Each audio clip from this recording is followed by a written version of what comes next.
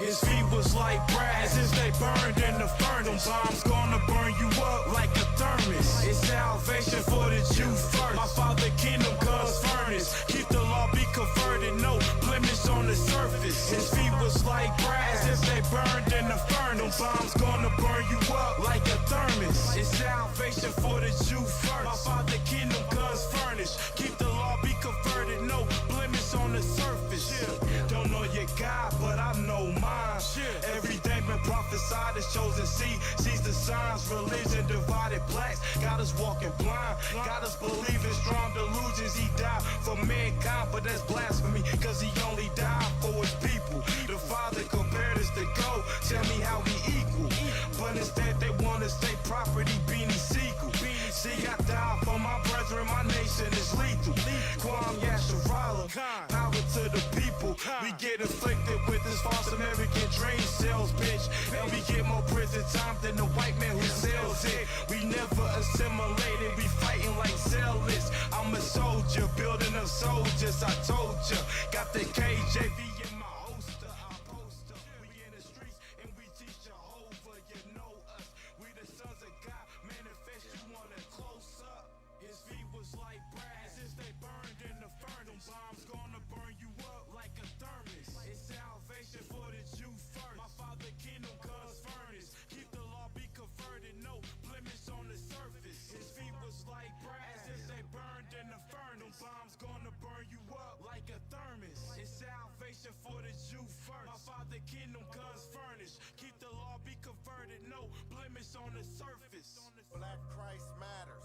Not rocking with seizure bow. The prophets is back, the prophets is black. Just in case you didn't know. Any, many, miny, mo. All these heathens gotta go. It's murder he broke, the Bible spoke. When them chariots approach, they think it's a joke when Christ return. Babylon, this place is gon' burn. They wages is death, they paycheck earned. Israelites gon' stand up firm. Elect God next, it's our turn. Preaching the gospel, crying out stern. Preaching, applying what's been learned. Reaching the 12, only concern. My only concern is keeping the law. Statute commandments look out above all. Books out of Moses, the prophets of Paul. Endure to the emperors and fear through it all. Always gon' stand tall and weather the storm. On day the prophet the day I was born. Inherit the land for fathers was sworn. Messiah's back, sound the alarm. His feet was like brass as they burned in the furnace. Bombs gonna burn you up like a thermos. It's salvation for the Jew first. My father kingdom cause furnace. Keep the law, be converted, no blemish on the surface. His feet was like brass as they burned in the furnace. Bombs gonna burn you up like a thermos. It's salvation for the Jew first. My father kingdom cause furnace. Keep the law, be converted, no blemish on the surface.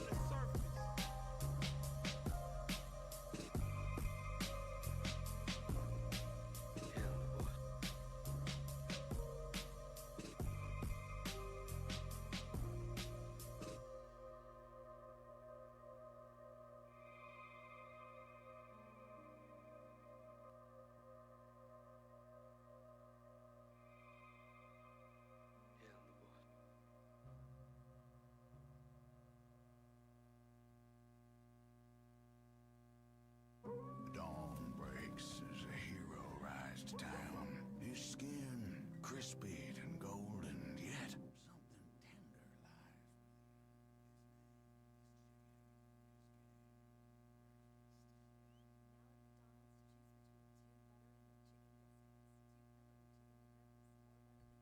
lies. Hey, shalom, shalom, Facebook land. Can y'all hear us out there? I can hear us because it's hurt my ears. Bez, you gonna have eardrums after this?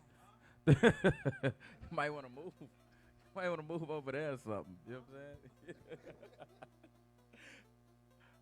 Somewhere where you don't die. You know what I'm saying? I think we got another mic, bruh. You don't gotta sit there. Sit over there, yeah, man.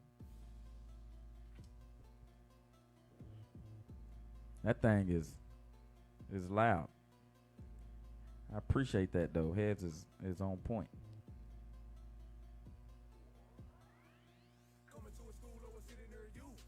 Good morning. It is 5:13. About to start in just a few. I give us another 2 minutes. We'll start at 5:15. I'm gonna try not to go long. Yeah, you're gonna have to reel me back in. Show back, reel me in, man. I'm about to go down the deep end. What's wrong?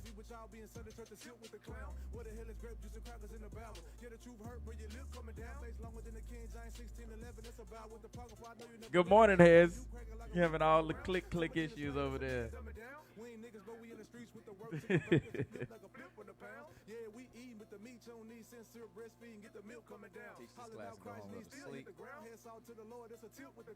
I couldn't sleep really thinking about the class. I was like, what am I gonna teach?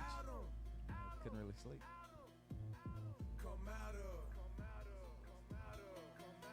The shadow of Babylon. Been teaching them a city for 100 straight days. Down here in Memphis, they still in the dream. Got a civil rights museum, but no civil rights, and they still killing the kings. You couldn't get a full march, but when they come to keep a God law, we building the team. That's leaning on God laws, y'all on the lean. We lean to a stricter, that's stricter lean. Put a fork in him, he done. Cause he don't want to give what the poor cross to kill you for eat. Should've left went vegan, but you went right pagan. That's great broccoli. Saying Christmas a tree, that's a heathen. I that you believe in, call it Christianity, but God got your face sealed in the reeds. Watch it when the books get open and the heaven get rolled like a scroll. You gon' feel what I mean? Negro, please say fire in the sword. He ain't come to beg, keep it real when he plead. They gon' be amazed at the strangers are clean to see their captivity. He that leads shall go. All right, family, it is 5:15. We about to get it cracking. Gonna kill the music there, Heads. All right, y'all. Y'all ready to send the prayers? All right, let's send the prayers right quick.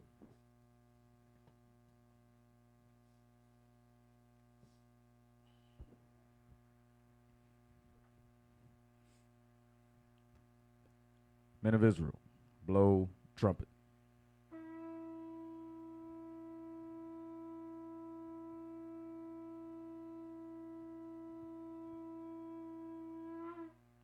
Father God, we thank you for today. We thank you for your word. We thank you for the ability to read your word and to gain understanding. We thank you for everything that you do for us. Please, God, guide us throughout the day. Guide us throughout life. Please help us arrive safely to our appointed places, and please let us arrive home to our appointed places. May the whole congregation say, hallelujah, hallelujah, hallelujah. In Christ's name we pray, amen. I don't know what it is about when I pray, man. I feel like I get tongue twisted in there somehow. Every time it just get twisted up. You can take me down. I'm going to be looking at myself. Well, go ahead, leave it up there. Good morning, y'all. Most High in Christ bless. Can y'all hear me? I think they already said, yeah, right? Y'all can hear me? You want to check your mic right quick, JDL? Shalom, y'all. Most High in Christ bless. Officer JDL, you know, always rocking with me. To my right today, I got Soldier Showbeck. You can't see him, though. Showbeck, you might have to lean in a little bit. Just slide over some. It's cool. We got Soldier Showbeck with us this morning.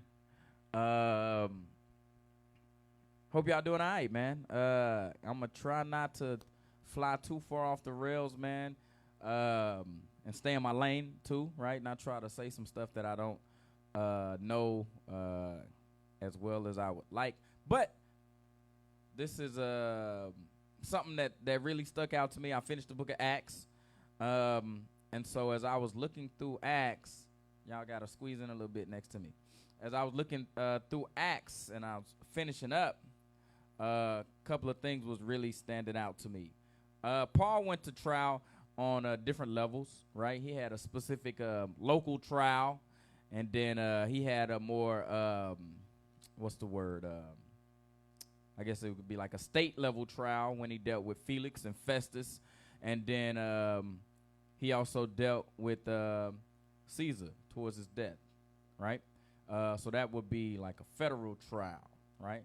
In between that, a man named Agrippa visited him while he was at the state level of trial, right? So we'll go to that right quick. Let's go to Acts. Let's go to Acts chapter 20.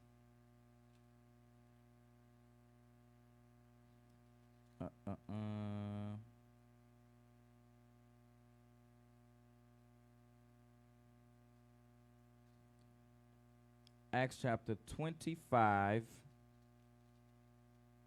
verse 22. So you see, we got 3 trials of Paul and the Inquisition of Agrippa, right? So when we're looking at what Agrippa did, that was not a trial, right? He kind of asked questions, and then Paul gave answers. And then we're going to look at why that happened and why certain things were said, right? So let's look at 25 and 22 first. The book of Acts, chapter 25 and verse 22. Yeah. Then Agrippa said unto Festus. He cracking. Then Agrippa said unto Festus, I will also hear the man myself tomorrow. Said he, Thou shalt hear him. And on the morrow, when Agrippa was come and Bernice with great pomp, and was entered into the place of hearing. So they was entered into the place of hearing. Go ahead. With the chief captains and principal men of the city. At Festus' commandment, Paul was brought forth. All right, that's it. So as you can see, do we need to switch the mic? That's speaking. Okay. As you can see, right? They're going to question Paul, right? But towards the end, right, it's something that's said that people get caught up on, right? So I want to make sure I hit that too, right? We're not going to run from none of this stuff. Acts chapter 26.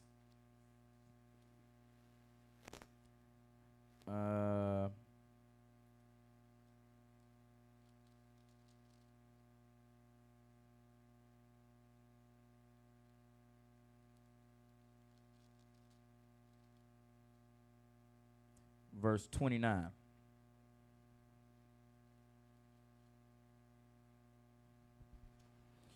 The book of Acts, chapter 26 and verse 29. So this is Paul, right, talking to Festus and Agrippa and this council of brothers and sisters that's in here, right? His wife Bernice was there. It was all type of people in there, right? So this is Paul speaking aloud. Go ahead. And Paul said, I will go to God, that not only thou, but also all that hear me this day, were both almost and altogether such as I am, except these bonds. So people will use that, right? People will use that and they'll say, hey, see, Paul was trying to convert an Edomite to following Christ. See, therefore, Edomites can be Israelites. See, because Paul said it in a room full of people. Are we stupid? Because Paul is in a room full of people. It's a whole gang of people in there. But Paul is saying this only to him. Nah, and even this, and we're going to dig into it, right? Even this, though, it was a specific reason why he would say it to Agrippa. And we're going to look at why. All right, let's go to Malachi 3, verse 6, right? Because we cannot make this scripture untrue. Malachi chapter 3, verse 6. Go ahead. The book of Malachi, chapter 3 and verse 6. Yep. For I am the Lord, I change not. He does what? I change not. He don't change. So when he said no Edomites was going to be saved, and this is the thing, right? This is the thing. I'm going to say this. In reference to saved, right? Something we got to recognize, and we all got to do a better job of this, even myself included. When we speak about the kingdom of heaven, we kind of it's hard to take what I say the other day. It's hard to take you can take a Negro out of Christianity, but it's hard to take the Christianity out of a Negro, right? So even sometimes when we're speaking about the kingdom of heaven per se, we tend to make it like it's something out in the, you know what I'm saying, that's like just up floating around. No. The kingdom of heaven will be on earth, right? We will rule this planet, and that's what it's talking about. So when we looking at these things, we have to keep in perspective that the kingdom of heaven is going to be on earth, right? People are still going to exist, be them Arabs or be them Elamites or whatever, right? But there will be order, and the top of that order will be the children of Israel. That's what the kingdom of heaven looks like. It's not we just floating around on clouds drinking milk all day, right? Because that's what they make it like, right? Go ahead. Like you gonna get wings. Yeah, we're going to get wings and float around. You're gonna be able to go wherever you want. Just fly there. How Muhammad Ali say, right? He said, I don't want to go to Atlanta Milk and Honey. I'm lactose intolerant. You know what I'm saying? So again, we have this Christianity perspective in our head when we speak about the kingdom of heaven, making it like it's something that's just, you know what I'm saying, out there. No, it's going to be order. We're going to rule. All right. Give me Joel 2:27. Just real quick. Just right quick. Just so we can make sure we don't forget the thought. Paul didn't not forget the thought. I always like to say Paul was the cut and paste champion, right? So he knew all the script. He knew the scriptures. It wasn't like he got to Agrippa and Christ came and then all the scriptures he knew just oozed out the left side of his ear. That ain't what happened. Come on. The book of Joel, chapter 2 and verse 27. Yeah. And ye shall know that I am in the midst of Israel, He is in the midst of Israel. and that I am the Lord your God, and none else. Is it going to be me like moving back and forth or... Well, you want to switch mics? Can we switch mics and see if that'll help? This is not helping. It is killing me.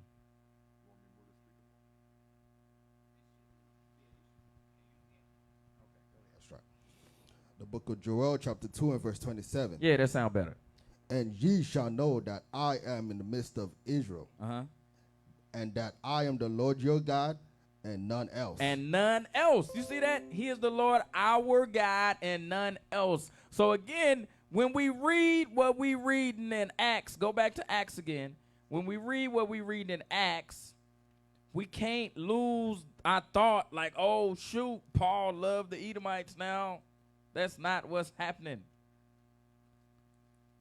Acts chapter 26. What I read? What do we read? Verse 29? Yeah. Verse 29. Yeah. And Paul said, I will go to God. Now, I don't say I would go to God. That don't say that. Did your Bible say that? 26? Yeah. And Paul said, I would. Oh. And Paul said, I would to God. He said, I would to God on everything I love, right? That's what he's saying. I would to God, man. I wish I was like me, man. Go ahead. That not only thou, but also all that hear me this Not day. only you, Agrippa. Not only you, Festus. But who else? Read it again. But also all that hear me this day. Yep. We're both almost. We're both almost converted to follow Christ. Go ahead. And altogether such as I am. Such as I am, which means a prisoner to Christ. Because at the end of the day, Paul knew what? It was going to be order in the kingdom of heaven. If them other nations believed in Christ, what would they mean? Let's go to the scriptures, right? We don't have to make it up. Let's go to Wisdom of Solomon. Wisdom of Solomon, chapter 18 and verse 7. Because if they believed in Christ, the other nations believed in Christ, this is what they would have to believe. That's why I wish you all believed. Because everything would go back to order. Christ would come and order will be set. Read that thing. Wisdom of Solomon, chapter 18 and verse 7. Yeah.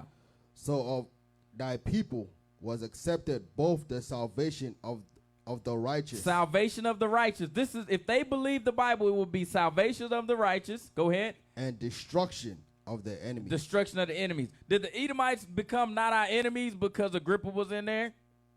They were still our enemies. So if they believed, they would have to believe that. Paul had that understanding, though. Just because he had that understanding don't mean he had to go in there in his trial, in his court case, right? These dudes, Festus and Agrippa, got the power to sway the trial this way or that way, and he going to go in there, you know what, Caucasian man, you are the devil. How's that going to help him in his trial? That's retarded, man. But people read the Bible as if it's just something that just float around. Like it's no historical perspective, no understanding on law and order and how it worked in Rome. Come on, man. And they make it like, oh, see, that's how you know them Israelites crazy. Look, man, look, all you other nations out there trying to disprove the fact that we the Israelites, stop it. I'm telling you, stop it, because you're not doing nothing but making it worse for yourself. Because when you say certain things, right, I'm like, oh, I'm going to go look it up. And then when I look it up, you're done. Because I wouldn't even looked it up, and then you brought it up. I'm like, well, I guess I need to make sure that these questions are answered so our people are not stumbling. But thanks, Caucasian people. Go ahead. That's what a sword do. It keep you on your toes. To keep me on my toes. That's what the enemy's for, I guess. You know all what I'm saying? praise. I'm like, all right, let me go research this, man, so I cannot be blindsided.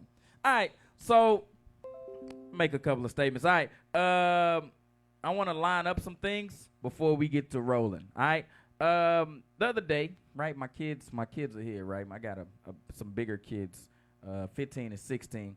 And so while they was here, they wanted to do a escape room, right? They were like, oh, let's go to this escape room, Dad. So I'm like, cool. So I go start researching escape rooms, and I'm cheap as hell, right? So I found one on Groupon. I'm like, all right, I found an escape room on Groupon. So I called the place. I'm like, hey, man, how much, do y'all accept Groupon or whatever, right? I was already looking at it, but I was trying to make sure it was the right place. You know what I'm saying? Sometimes you get the Groupon that's in Alaska or something, and I don't want that to happen. So I called, and they was like, yeah, this the right one. Now I called this man, this Caucasian man. I called him. I said, hey, this is what I said. Is this the escape room for this Groupon I'm looking at? And he said, yeah. He said, it's cheaper if you go to our website, though, and type in this code, right? You can just order tickets off this code. Now, take in mind, I asked this Caucasian man, hey, man, is this the escape room for the Groupon? That's what I said to him. He said, yeah, go to the website and put in this code. Cool. So go to the website, put in the code. The Groupon, it was even cheaper than the Groupon. It was like $14. I was like, boom, we in there, right? So me and my wife and my kids, we go down here. We're going to have a good time. We're about to go to the escape room. Then we're going to go to the sugar factory. We're going to have a good time, right? So we get down there, right? We get the paper. He turned on the video. The first thing to do is say, on the video, this is not an escape room. Like, what the hell? I just asked you, was this the place where me and my kids could do the escape room thing? And you cut on the video, this is not an escape room. It was a murder mystery thingy where you had to, like, figure out, you had to solve the murder. I'm like, bruh, I just asked. My kids looking at me like, Dad, boy, what are you doing? You're cheap as hell. You done got us in this thing. Cheap as hell. Yeah, I was trying to be cost effective, line up the times. You know what I'm saying? I don't want to be just running around willy-nilly. I want to go to dinner afterwards or whatever. You know what I'm saying? Trying to enjoy some time with the kids. Summertime. So anyway, the murder mystery, I thought it was interesting because looking at Paul and what he went through on the trial was like, you know what I'm saying? It was kind of like Law and Order. You know what I'm saying? You got it, heads? Can I get it? Can I get it? You got to have the stuff ready for me. Oh, now he got to go find it. I want the voiceover first. Give me the voice. Yeah, that's the one I want. That's the one. Perfect. Hit it. In the criminal justice system, the people are represented by two separate yet equally important groups. See that? The police who investigate crime and the district attorneys who prosecute the offenders. These are their stories. These are their stories. See that? When we looking at Paul, this is his story. It was somebody, he had somebody that investigated this crime, right? His name was Lysias, right? And then he had some people that executed his trial. When you look at Festus, when you look at Agrippa, it was a council of brothers. You know what I'm saying? So we get confused. We think, oh, it was just some stuff happening, and then Paul was just in front of these people, then he got his head chopped off. That's not what happened. It was law and order in place. Give me the sound effect again. Can I get it again? Not that one. I want the other one. I just want the... Yeah, just that one. Yeah, see that? I need that. This is what's going on in here. It's law and order. Let's go to it. Let's go to Acts. Chapter 20. Where did I start at the other day, man? I'm going to try not to go too crazy. We'll start at 20. I started at 22. I was all over the place. Let's go to 22.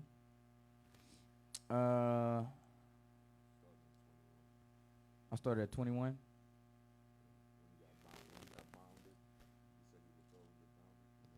All right, go ahead. 21 and what? Where I was at?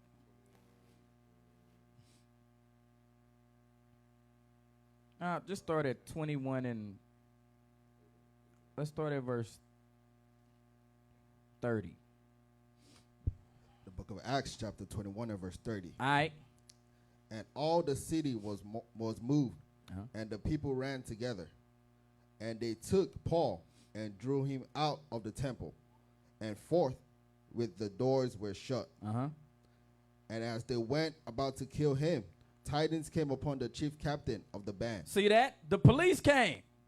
Tidings came on the chief. Like we just read in Law and Order, it was specific law and order in place. You couldn't just run around killing people. They heard about it. The police heard. Let's go. And as they went about to kill him, tidings came unto the chief captain of the band Uh-huh. that all Jerusalem was in an uproar. Okay, so these Roman centurions hear about this like, dang, these niggas, man, down here acting like Negroes again, man. Let's go down here and break them up. Come on. Who immediately took soldiers and centurions and ran down unto them. Uh-huh. And when they saw the chief captain and the soldiers, they left beating of Paul. You see that? That's what Negroes do. They over beating the dude up, then they turn around like they ain't doing nothing. Like, oh, come on, man. What you got? I picture it like Negroes running. Yeah. You know, the police come, they like jumping somebody, and the police come, everybody scatter. Everybody scatter. Just lead a body. Come on, man. Go ahead. Then the chief captain came near and took him and commanded him to be bound with 2 chains 2 chains. and demanded who he was and what he had done. Now this dude, he's trying to execute law and order. Why are they beating this man? What is going on? Come on. And some cried one thing, some another. And among the multitude. And when he could not know the certainty for the tumult, he commanded him to be carried into the castle. He couldn't figure it out. He's like, what is going on, man? So he said, okay, I guess I got to do what? Take this dude up to the trial, to the council. Take him up to the council, right? So the people that are the leaders can hear this man. This will be like a local trial level, right? Go ahead. And when he came upon the stairs, so it was that he was born of the soldiers for the violence of the people, for the multitude of the people followed after, crying, away with him. You see that? So the people wanted him put to death. They were like, get this dude out of here, man. Go ahead. And as Paul was to be led into the castle, he said unto the chief captain, May I speak unto thee? Who said, Canst thou speak Greek? Art not thou that Egyptian which before these days made us an uproar and led us out into the wilderness 4,000 men that were murderers? So the police, right, just like the police would today, they was aware of who was causing ruckuses in the city. So they say, you know what, we done heard about you, man. You that dude that been leading people out into the wilderness, killing people and stuff. You got Stephen put to death. We heard about you. We've been watching you. Just like Law and Order. Investigating. Paying attention. Come on. But Paul said, I am a man which am a Jew of Tarsus, a city in Sicily, a citizen of no mean city. Now, what did he call himself? A what? Citizen. Citizen. Of no mean city. So he called himself a citizen. He called himself a citizen. Why does it matter that he called himself a citizen? Here's, get that other video ready about Roman law or something. Come on. Just keep going. And I beseech thee, suffer me to speak unto the people. And when he had given him license, Paul stood on the stairs and beckoned with the hand unto the people. And when there was made a great silence, he spake unto them in the Hebrew tongue, saying. So he spoke unto them in the Hebrew tongue. So we can see that Paul was multilingual, right? We can see he spoke Hebrew, right? He spoke Greek, right? He dealt with Festus and them. He possibly could have spoke Latin. I'm not sure, though. I can't prove that. But we can see he spoke at least 2 languages. All right. Let's see. All right, let's jump over to chapter 22. So when you read chapter 22, like this first part that I'm jumping over, Paul is explaining his what happened when Christ knocked him off the horse and he was blinded, right? Everybody think this nigga's crazy. You know what I'm saying? Everybody think this dude is crazy. Let's jump over. Matter of fact, we'll come right back to this. Now, why would they think he was crazy? Let's go back to Christ real quick. You got to understand what he was saying about Christ. Where's that? Matthew chapter 28, verse 13. We're going to come back to Acts 22. So when I was reading Acts, like I said, it was like a good, like, who done it? You know what I'm saying? Even though we know who done it, we know Paul was put to death, but the plot of why he was put to death, even the conversation about what happened with Agrippa, these different trials, why did they all happen? Come on. The book of Matthew, chapter 28 and verse 13. God speaking to the mic. Speak up. Saying, say ye, his disciples came by night and stole him away while we slept. So that was the normal thought, right? That was the normal thought out there, is that Christ was kidnapped. He was dead, but they took and stole his body. So you got to understand, when Paul is running around, he was just a Pharisee the other day. Now he running around saying Christ, not only is he alive, he knocked me off a horse and blinded me for 3 days, and he spoke with me in the temple, and he said all type of stuff. And they was like, you're crazy, Paul. Away with him. This dude is gone mad. All right. We're going back to Acts chapter 22. Let's start at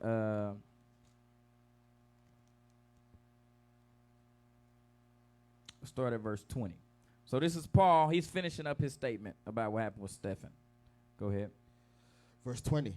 And when the blood of thy martyr Stephen was shed, I also was standing by and consented unto his death, and kept his raiment of them that slew him. Yep. And he said unto me, depart, I will send thee far hence unto the Gentiles. Yep. And they gave him audience unto this word, and then lift up the violence. And the voice? The voice. And said, away with such a fellow from the earth, for it is not fit that he should live. So they mad. They like, look, man, he telling on us. He dropping dime on us about Stephen getting killed. Like, man, get this dude out of here, man. You got to understand what's going on. They think, but again, people read this stuff, and they think it's just like, oh, it's just words just float out of the air and come onto the page, and it has no rhyme or reason for why they put them here. All this stuff matters. These people being angry with Paul and what he was saying, they had thoughts. You know what I'm saying? Like, they thought Christ was dead. They killed Stephen because he was teaching that Christ was alive. Now they want to kill Paul for the same reason. Go ahead. I also think about the people that wanted to kill him just because they was with him, right? Like, he was your boy or something, and now he telling you what you're doing is wrong. You're like, man, he need to die. Like, he done switched up on us. He done switched up. Absolutely. Come on. And they gave, verse 22, and they gave him audience unto this word, and then lift up their voice and said, away with such a fellow from the earth, for it is not fit that he should live. And as they cried out and cast off their clothes and threw dust into the air. So you got to understand, this is his first level of trial, right? He took him into the council, right, in his council, and these brothers in there is like, kill him. You know what I'm saying? Go ahead. The chief captain commanded him to be brought into the castle and bade that he should be examined by scourging. He should be what? Examined by scourging. Like I said, see, he had a trial. He had a local trial, right? I jumped the gun on that. But go ahead. That he might know wherefore they cried so against him. Yep. And as they bound him with tongues, Paul said unto the centurion that stood by, is it lawful for you to scourge a man that is a Roman? And uncondemned? And uncondemned. Is it lawful for you to scourge a man that is what? What did they call him? A Roman. A Roman. All right, click that click. All right, can y'all see it, Facebook? Okay, he finna click this click right quick so y'all can understand.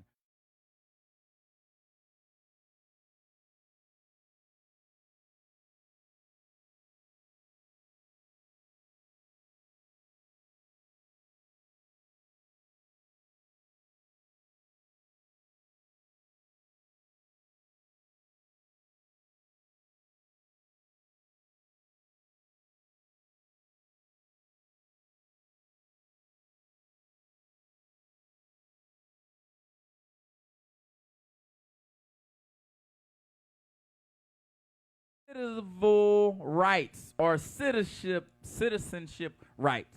Laws that was specifically given to you because you were a citizen. Because you were a citizen, you had the right to a trial. Because he was a citizen, he had the right not to be scourged. Because he was a citizen. We got to keep all this in mind when we read this. It was law and order back here. It wasn't like they just say, we don't like you, so we're going to beat you up and put you to death. Nah, you would have to go through a trial and stuff. All of these people mattered, though. When you read about Agrippa, when you read about Festus, when you read about this police officer, I believe, like I said, I believe his name is Lysias. Yeah, we'll get it at some point. Claudius Lysias. Yeah, that's his name. All these people matter. They all got a part to play in his trial. Come on. Verse 26. Yeah. When the centurion heard that. When the centurion heard this, officer of the court, a police officer of some sense, he heard that thing. Go ahead. He went and told the chief captain, saying, take heed what thou doest, for this man is a Roman. This man is a Roman. This man has citizenship or civil rights. When you look at things like what they got that thing down there, Guantanamo Bay, right? They keep them over there in that specific prison area. Why? Because if they bring them over here, they got specific rights they got to adhere to, right? Once they cross a certain line, their law dictates that they deal with people a certain way. It's the same thing going on here. We can't read this stuff and be like, oh, I'm just so oblivious. Oh, he's just in prison. Oh, I don't really, you know what I'm saying? We just read past these words. Come on. Then the chief captain came and said unto him, tell me, art thou a Roman? He said, yea. He said, yea. So again, the chief captain, why would the chief captain have to do it? Because again, it's going to carry a certain weight when the chief captain writes these things to the state trial that he's going to have to deal with. This guy's a Roman. I verified his Roman citizenship. Go ahead. And the chief captain answered, with a great sum obtained I this freedom. So he said, all right, well, you got to prove to me your Roman citizenship. I got mine like this. Go ahead. And Paul said, but I was freeborn. You see that? I was born like this. I was born a Roman citizen. Go ahead. Then straightway they departed from him, which should have examined him. And the chief captain also was afraid. After him knew that he was a Roman. And because he had bound him. Because he violated Roman law. The civil laws. Those laws is now violated. Now those laws are violated. Guess what can happen? A mistrial. Things like this can happen now because laws are violated. Go ahead. You got something? It's a similar thing to like if they lock you up, right, and you have a good lawyer and police brutality takes place or something like that, right? Exactly. Now they have an out for whatever you did. Exactly. Now all type of stuff. They going to sue and all this stuff. This is not new. They think suing and court cases and all this stuff is, oh, this just happened in America. Nah, man. All this stuff is going on back here. They had Roman law. They had Roman trials. All of this stuff, this ain't new. Come on. Verse 30. On the morrow, because he would have known the certainty. Now he said he got a what? On the morrow, because he would have known the certainty. Wherefore he was accused of the Jews. He had to go and verify, do an investigation why he was accused of the Jews. Go ahead. He loosed him from his band. He said, I can't hold this dude. I ain't got he's a Roman. He got citizen. He got civil rights. I cannot violate these rights. I have to let this man go. Come on. And commanded the chief priest and all the council to appear. There you go. Go ahead. And brought Paul down and set him before them. Now, you see that? So like I said, it was a trial on multiple layers. But now he's moving into his first level of trialness, right? He's dealing with a local trial. This local committee, right? It said the chief priest and all their council to appear and brought Paul down and set him before them. Okay, so as you read through 23, right, Paul again is going to explain that the same thing, pretty much that Christ came down, knocked him off a horse. They pissed. They like, no, this dude, y'all lying, right? He was kidnapped. They kidnapped the dead man. Nobody believes that that Christ is alive, right? They like, Paul, you're crazy, right? Let's read through. We'll read through some. Go ahead. Acts chapter 23 and verse 1. Yep. And Paul, earnestly beholding the council, said... I read it. Drink some water. You got to speed up for me a little bit. I read it. It says, and Paul, earnestly beholding the council, said, men and brethren, I have lived in all good conscience before God until this day. And the high priest Ananias commanded them that stood by him to smite him on the mouth. He's like, stop lying, nigga. You know what I'm saying? Then said Paul unto him, God shall smite thee, thou witted wall. For sittest thou to judge me after the law, and commandest me to be smitten contrary to the law? He like, you violating my rights. You violating our law as the Jews, as well as my rights as a Roman citizen. You got to understand this, right? You got to understand this. Can I get the definition of, what do they call it? Sovereignty. Sovereign. I think I want that. What does it say? Scroll on down. Sovereign. Okay. Supreme power or authority.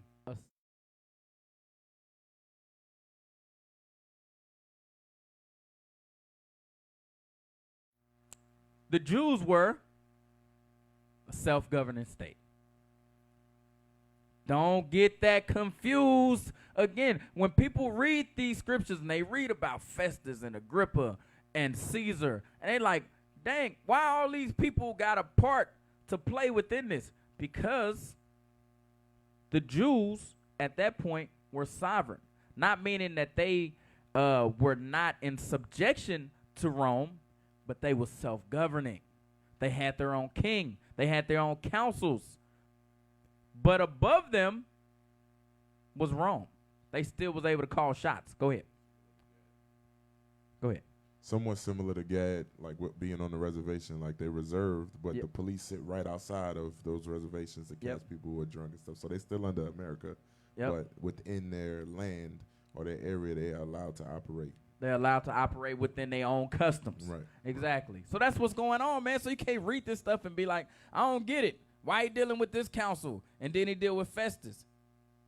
You'll see. Come on. Oh, I'm ready. I got it. You ready? Yeah, I'm ready. All right, man. Verse Give it 4. to me. Where Verse am I? 4. Verse 4? Uh-huh. And they that stood by said, revealest thou God's high priest? Yep. He then said, revilest thou God's high priest? He like, you talking noise to the high priest? Right? So you got to understand each level of this trial. Paul learned something, right? He learned, okay, it's a certain way I got to deal with these people in this courtroom setting.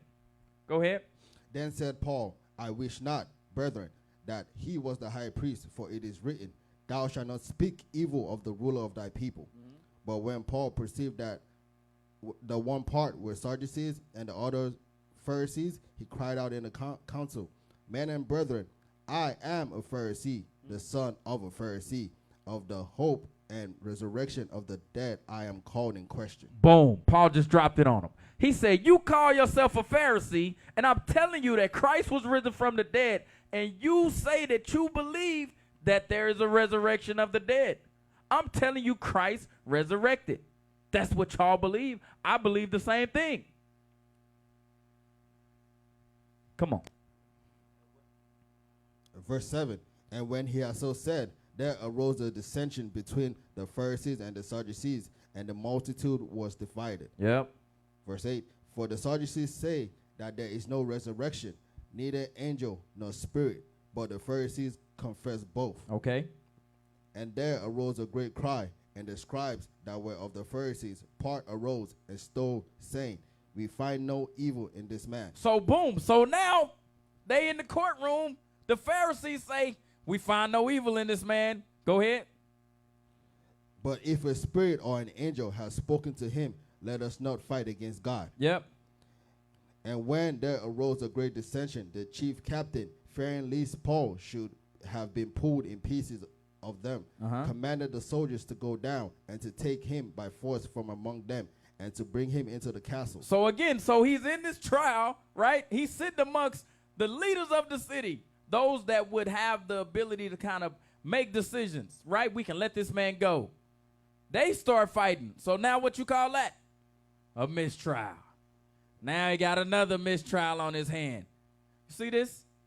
This is not that hard to understand. But again, we read these things as if it's just like words floating around. I don't know, man. So anyway, we're going to jump down.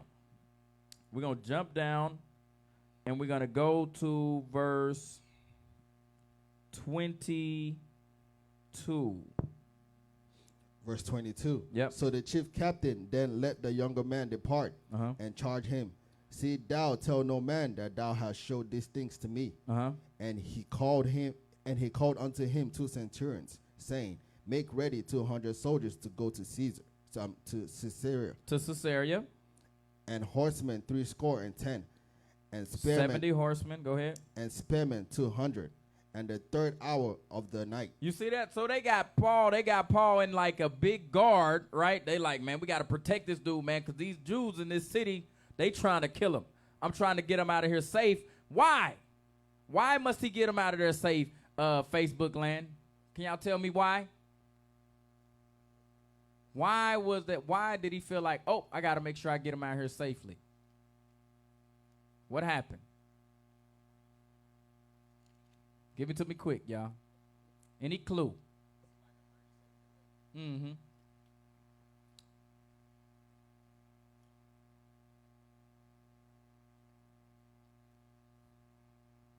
Why did they have to do all of this to make sure Paul got out of here safely?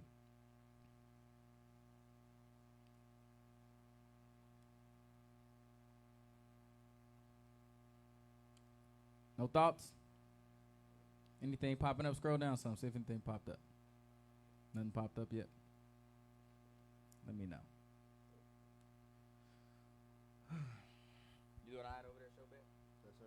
All right, cool.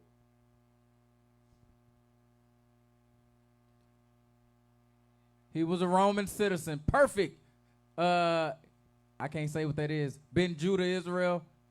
Jacob ben Judah, Israel. Exactly, right? He was a Roman citizen. So he knew, okay, these Negroes, because they operate within this sovereignty, right? They want to just do what they want to do and put them to death, right? But since he's a Roman citizen, I still got to make sure, boom, I take care of him, right? Showbeck, you got to speak louder, man. Gotcha. Nathaniel said you sideways in the mic. Okay. Got to speak up. All right, so... yes, he was a Roman citizen. Now, I don't think it's that. He'd be doing this. You got to just talk into it. Okay. So he was a Roman citizen, so those rights couldn't be violated, right? Even though he went in and out of Jerusalem, he said, I was from Caesarea. Right? Think that what he said? That's Cilicia. Was it Cilicia? Yep. A Jew of Tarsus, a city of Cilicia. You see that? So he had specific rights of being a Roman because he fell up under their Roman statehood. All right, where I'm at? 24. Where I'm at? 24. 24? I thought I was at We read 23 already. 23 and 23. Yeah, that's where we at. Yeah. Oh, you saying verse 24. Yeah, go ahead. Yep. And provide them beasts that they may set Paul on and bring him safe unto Felix the governor. Safe unto who? Felix the governor. What's a governor? See, we read these words and we like, oh, governor. What's a governor do? Go ahead. And he wrote a letter after this manner. Claudius Lysias unto the most excellent governor Felix sending greetings. So Claudius Lysias, this was the chief captain, right, or the chief of police of that area, right? So we're gonna look up. Can you look up? Dang it! I want you to look up. Where did I look it up at? Was it in here? Okay, it was in here. All right. So this book right here is Who's Who, right? So this is Who's Who. We're gonna look up Felix, right, and also Festus, because Paul gonna have to deal with both of them. What you got? Switch what? The mics. About to die. All right, let's get I'm in the who's who. I got to get to the F. E, F, G. All right. So Felix, right? I'm looking at Felix. And this is in who's who. It says procurator of Judea, 53 to 60, during the critical period of revolts of the Zealots and the Sicarii. Felix conducted the first trial of Paul. The what? The first trial of Paul. The apostle at Caesarea, and left him in the custody 2 years later for his successor, Festus. All right, I need you, Has. I need you to look up procurator. He was the procurator or governor, right? Same word. You got Festus too? Okay, I'll look it up. I got it, bro. Take care of you, Mike. All right, I got Festus right here. So Festus, right, we'll look him up too. It says Festus, the Roman procurator who succeeded Felix, of whom little is known before the particular appointment by Emperor Nero. According to Jewish historian Josephus, did what he could to restore peace by vigor of his methods, but died only 2 years after his appointment. All right, so this dude, Festus and Felix, they was both called procurators. Can I get procurator? Okay, procurator says...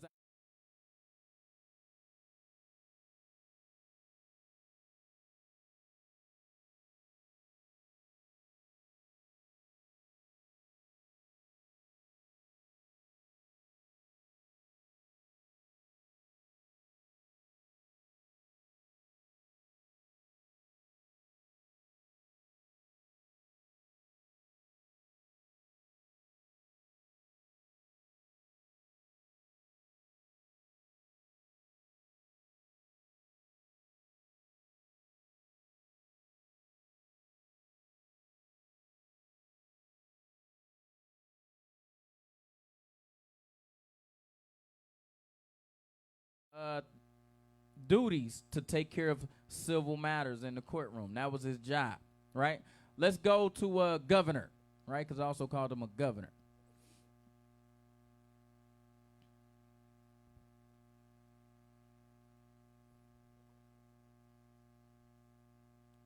Okay, governor. Scroll on down. Definition of...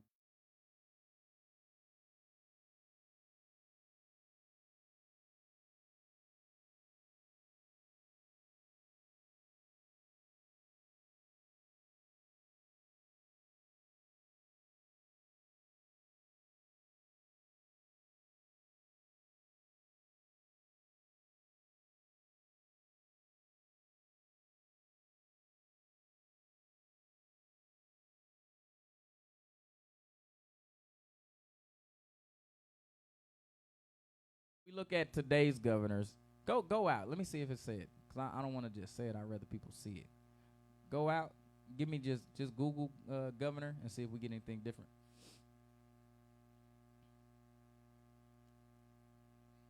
Google.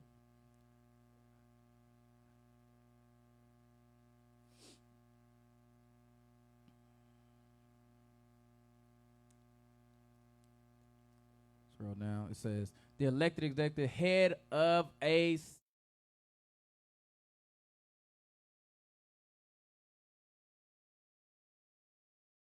just a local case. Now he's on a state level, right? When he's dealing with Felix and Festus, I keep saying those two as one because he kind of deal with both of them, right? Felix and Festus, when he's dealing with those guys, he's now on a state level of a trial. He's went from a local level where the Jews had what we called it. What do we call it again? I just said it. Sovereignty, right? They had sovereignty. They had the ability to kind of make some decisions, right? Then it went up to the state level. All right. Let's read on. Verse 26. Yep.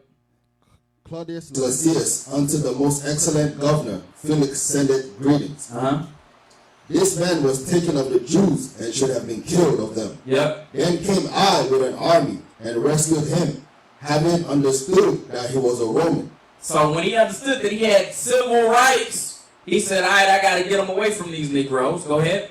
And when I would have known the cause wherefore they accused him, I brought him forth into the council. So I took him to a local trial area. Go ahead. Whom I perceived to be accused of question of their law. You see what he was accused of? Questions of their law. So this is the reason that Paul is on trial. Because of questions of their law. Because of him saying, y'all believe in the resurrection of the dead. We believe in the resurrection of the dead. The Sadducees don't believe in the resurrection of the dead. Then they just all start fighting. Go ahead.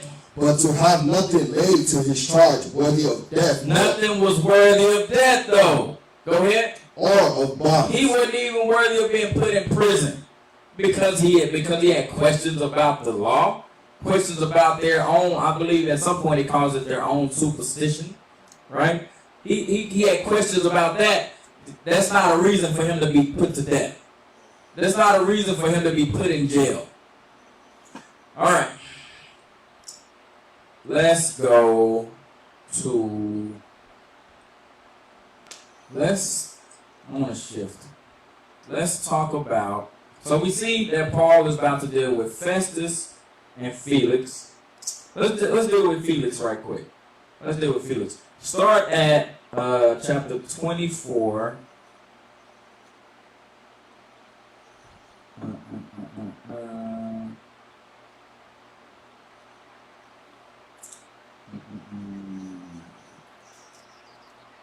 I like all of this, y'all.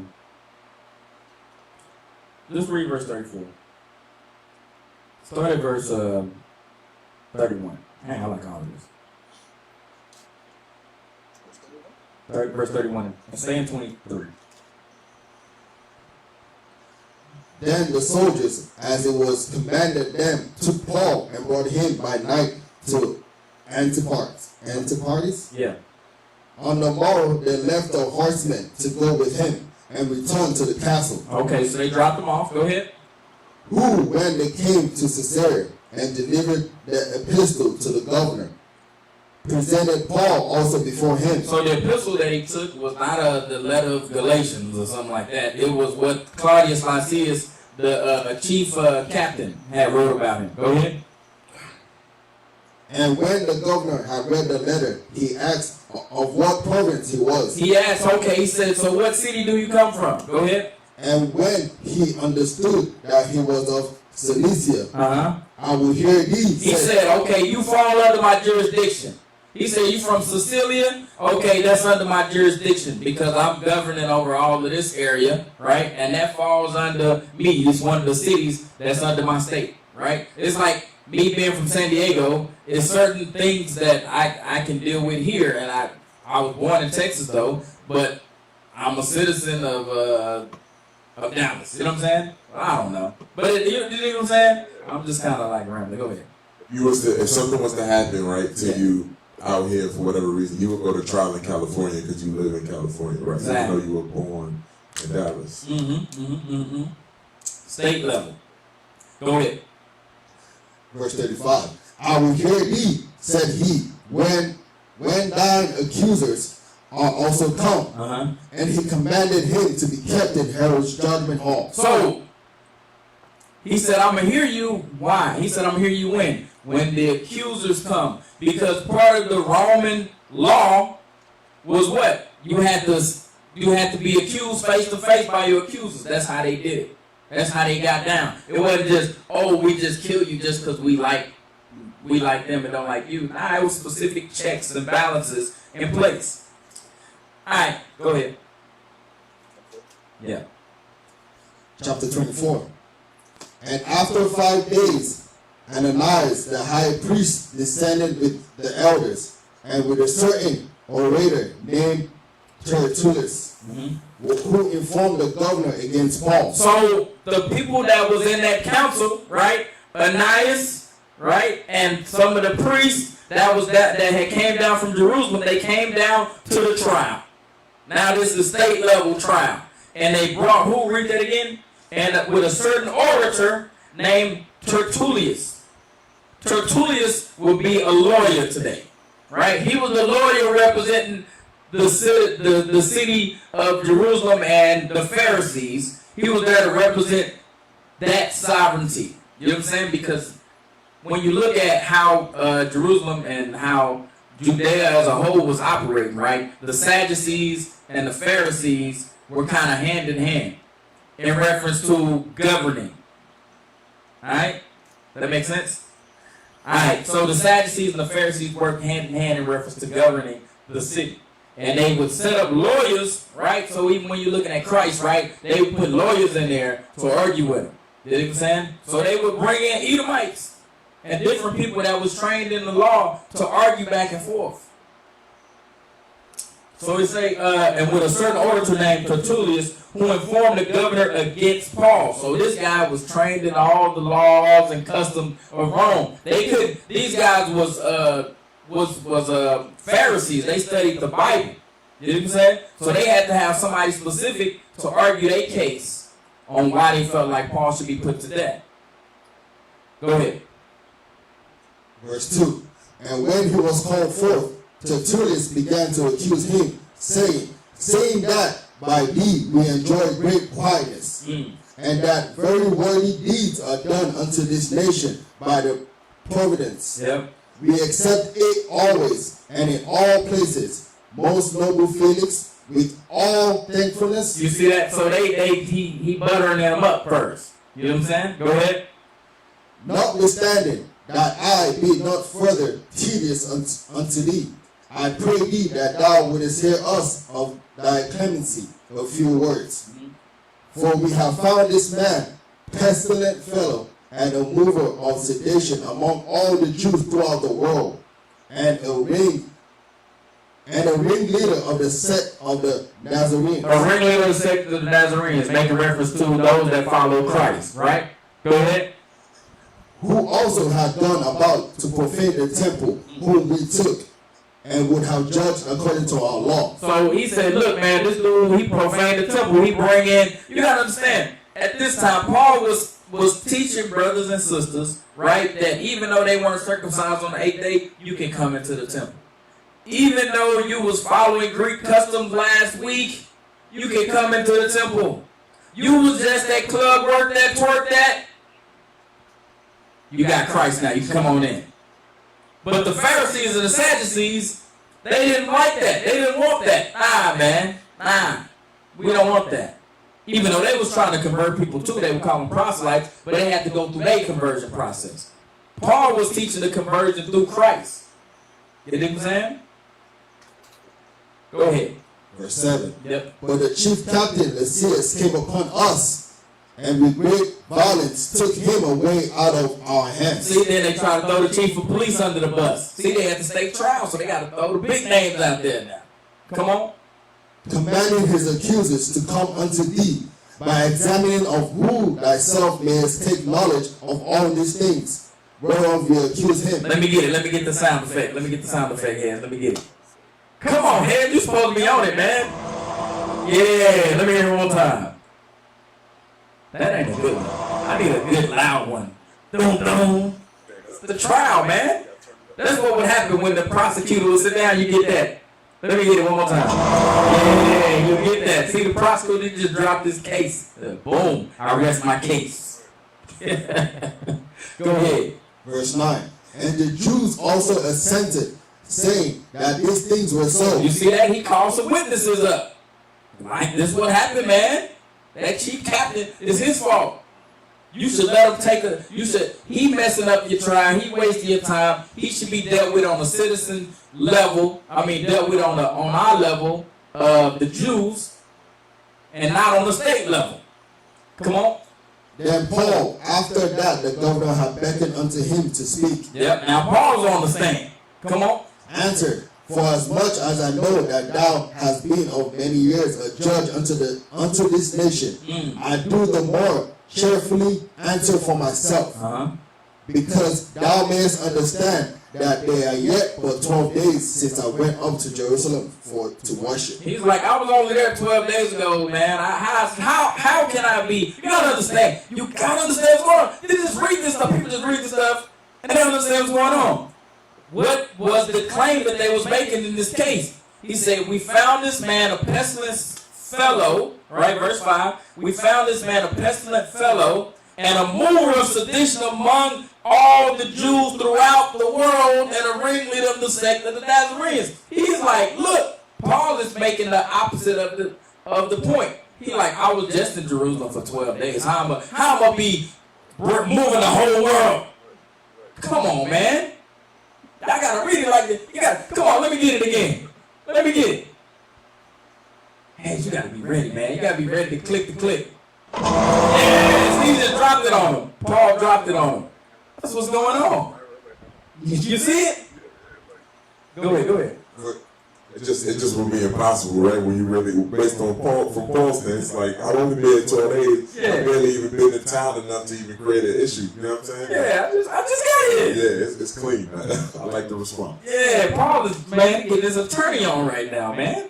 Go ahead. Verse 12. Yep. And they neither found me in the temple disputing with any man, neither raising up the people, neither in the synagogues, nor in the city. Yep. Neither can they provide the things whereof they now accuse me. Read verse 13 again. Get ready, hands. Come on. Neither can they prove the things whereof they now accuse me. Oh, you see that? Now we in sync, heads. Now we in sync. He said they can't prove none of the stuff they saying. This is a mistrial. Throw it out. That's what's going on right here. Come on. Verse 14. But this I confess unto thee, that after the way which they call heresy, so worship I the God of my fathers, believing all things which are written in the law and in the prophets. You see that? He said, I actually believe the scriptures. I'm proving that I actually believe the scriptures, sir. All I'm talking about is the Bible. I don't understand why they're trying to put me to death. I don't get it. Come on. Verse 15. And have hope toward God, which they themselves also allow, that there shall be a resurrection of the dead, both of the just and unjust. Boom. You see, he went back to his point again that he made to them in the first trial. And we hitting it. Paul is killing them. Paul is killing them right now in the courtroom. Go ahead. And herein do I exercise myself, to have always a conscience void of offense toward God and toward man. Again, he's making the same statement. This is what he said when he was at his first trial. They slapped him in the mouth. Read that verse again. And herein do I exercise myself, to have always a conscience void of offense toward God and toward man. So when you read chapter 23 and verse 2, he says, and the high priest Ananias commanded them that stood by him to smite him on the mouth. What did he smite him on the mouth for? Let me read verse 1. It says, and Paul earnestly beholding the council said, men and brethren, I have lived in all what? Good conscience before God until this day. He's saying the same thing. And they slapped him. Now he in the state trial, they can't slap him. You see that? Go ahead. Verse 17. Now after many years I came to bring alms to my nation and offerings. You see that? He like, man, I just came peaceably in. Paul is defending himself right now. I just came to bring alms and an offering. That's all I did. Go ahead. Verse 18. Whereupon certain Jews from Asia found me purified in the temple, neither with multitude nor with tumult. You see that? Because the problem, and I didn't cover this, the problem was Paul went in with the law of the Nazarite, but he wouldn't do the sacrifice. So they was mad at him. They were like, we finna kill this nigga. Because he was teaching Christ, not by his word, but by his actions also. You know what I'm saying? Because there was confusion amongst the city in reference to Paul sending out his epistles. It was confusion because he was saying things like neither Jew nor Greek, circumcision of that of the heart, not in the letter. He was saying things like that, and people was confused. They were like, well, it sounds like I don't got to keep the law no more. And so they upset, saying that people are coming in and out of the temple that shouldn't be. So this is what's going on. Go ahead. Verse 19. Yep. Who ought to have been here before thee, an object, if they had aught against me. You see that? Read that again. Who ought to have been here before thee. You see that? He said them dudes that was purifying themselves with me, because it was like a few of them that went in that they had a vow on them. I forgot how many it was. I think it was 3 or something. I don't know. It was a few of them that had a vow on them, and Paul was doing the same thing. Go ahead. Read that again. Who ought to have been here before thee, an object, if they had aught against me. Yep.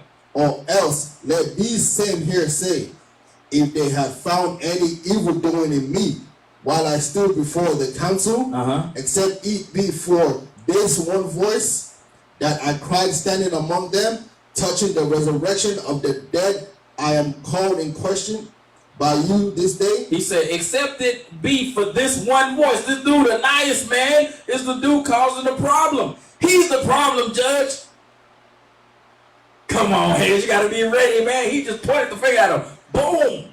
Yeah, there we go. That's what just happened. He said, read it again. Verse 21. Yes. Except it be for this one voice that I cried standing among them, touching the resurrection of the dead, I am called in question by you this day. Yep. Go ahead. And when Felix heard these things, having more perfect knowledge of the way. So having more perfect knowledge of what he was teaching, what the confusion was in reference to the resurrection of the dead, in reference to Christ, when he understood that thing, go ahead. He deferred them. He did what? He deferred them. He said, man, this don't even make no sense, man. I shouldn't be dealing with this. This is a problem amongst you Jews and y'all sovereignty and what y'all teaching y'all law. This is I don't know why I'm dealing with this. Read that again. And when Felix heard these things, having more perfect knowledge of the way, he deferred them and said, when Lysias the chief captain shall come down, I will know the uttermost of your matter. So he said, all right, man, I'm gonna put this trial on hold, man. I call Lysias the chief captain. You know what I'm saying? You know how they call the police in? You know what I'm saying? This is the same thing that happened when you watching Law and Order, right? They sitting there teaching, then they call in the police that investigated and all that stuff, man. That's what's going on. So Lysias, again, you can't forget these players when you're reading this stuff. You can't forget, okay, Lysias is that Claudius Lysias that was the chief captain. Ananias is the man that was the Pharisee, that was the chief of the Pharisees back in the city. You can't read this stuff and then be like, oh, I don't know what's going on. You got to keep up. Pay attention. Go ahead. And he commanded a centurion to keep Paul and to let him have liberty, and that he should forbid none of his acquaintance to minister or come unto him. So Paul got a bodyguard, right? He had to keep him safe because he had, again, civil rights that couldn't be violated. He knew that if he just let him move around, right, he would have got killed. Go ahead. And after certain days, when Felix came with his wife Drusilla, which was a Jewess, right? She believed in she kept the laws. You know what I'm saying? She was an Israelite woman. Go ahead. He sent for Paul and heard him concerning the faith in Christ. You got to understand this too, man. You got to understand this. Just like Christianity is today, right? It's a fad. It's like a fashion statement. You know what I'm saying? More people was following the laws and keeping the customs because it was in vogue at the time. You know what I'm saying? Go ahead. And as verse 25, and as he reasoned of righteousness, temperance, and judgment to come, Felix trembled and answered, go thy way for this time. When I have a convenient season, I will call for thee. So he was calling Paul back to his house. You know what I'm saying? They was having conversations and stuff like that. He was like, dang, you might be on to something. Go ahead. He hoped also that the money should have been given him of Paul. Read that again. He hoped also that the money should have been given him of Paul. See that? Now we got a dirty judge on our hands. Come on, let me get it. The plot thickens. The plot thickens. Now you can't get to it, man. Come on, man. You gotta be ready, Hez.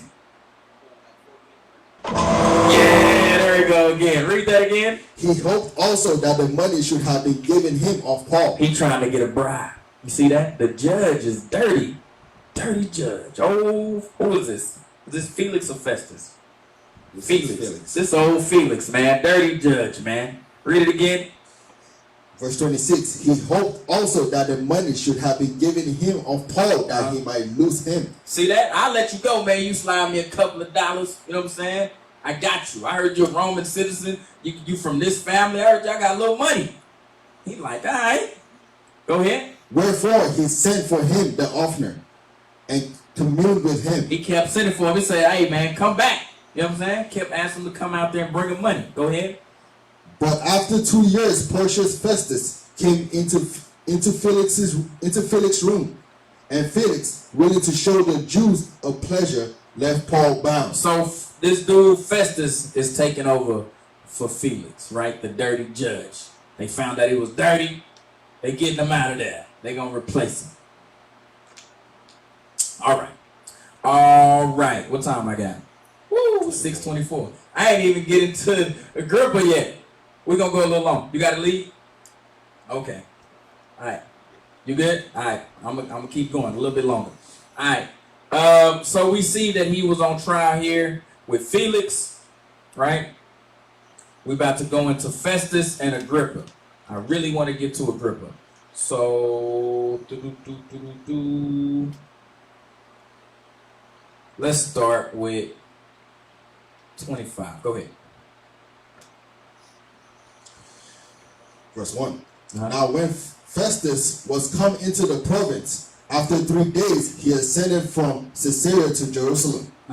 Then the high priest and the chief of the Jews informed him against Paul and besought him and desired favor against him, that he would send for him to Jerusalem, laying wait in the way to kill him. So Festus is taking over for this dirty judge, right? Felix, this dirty governor. He's taking over for him, and he's trying to maintain control over his city-states, right? He's trying to maintain control, and so he got to deal with these Negroes, right? These sovereign people, right? He's trying to deal with. He's trying to figure out, okay, how do I get them under control? All right. So a way to get them under control is kind of appease them. So he's like, okay, Paul is just one man. Maybe this is a way I can appease them, right?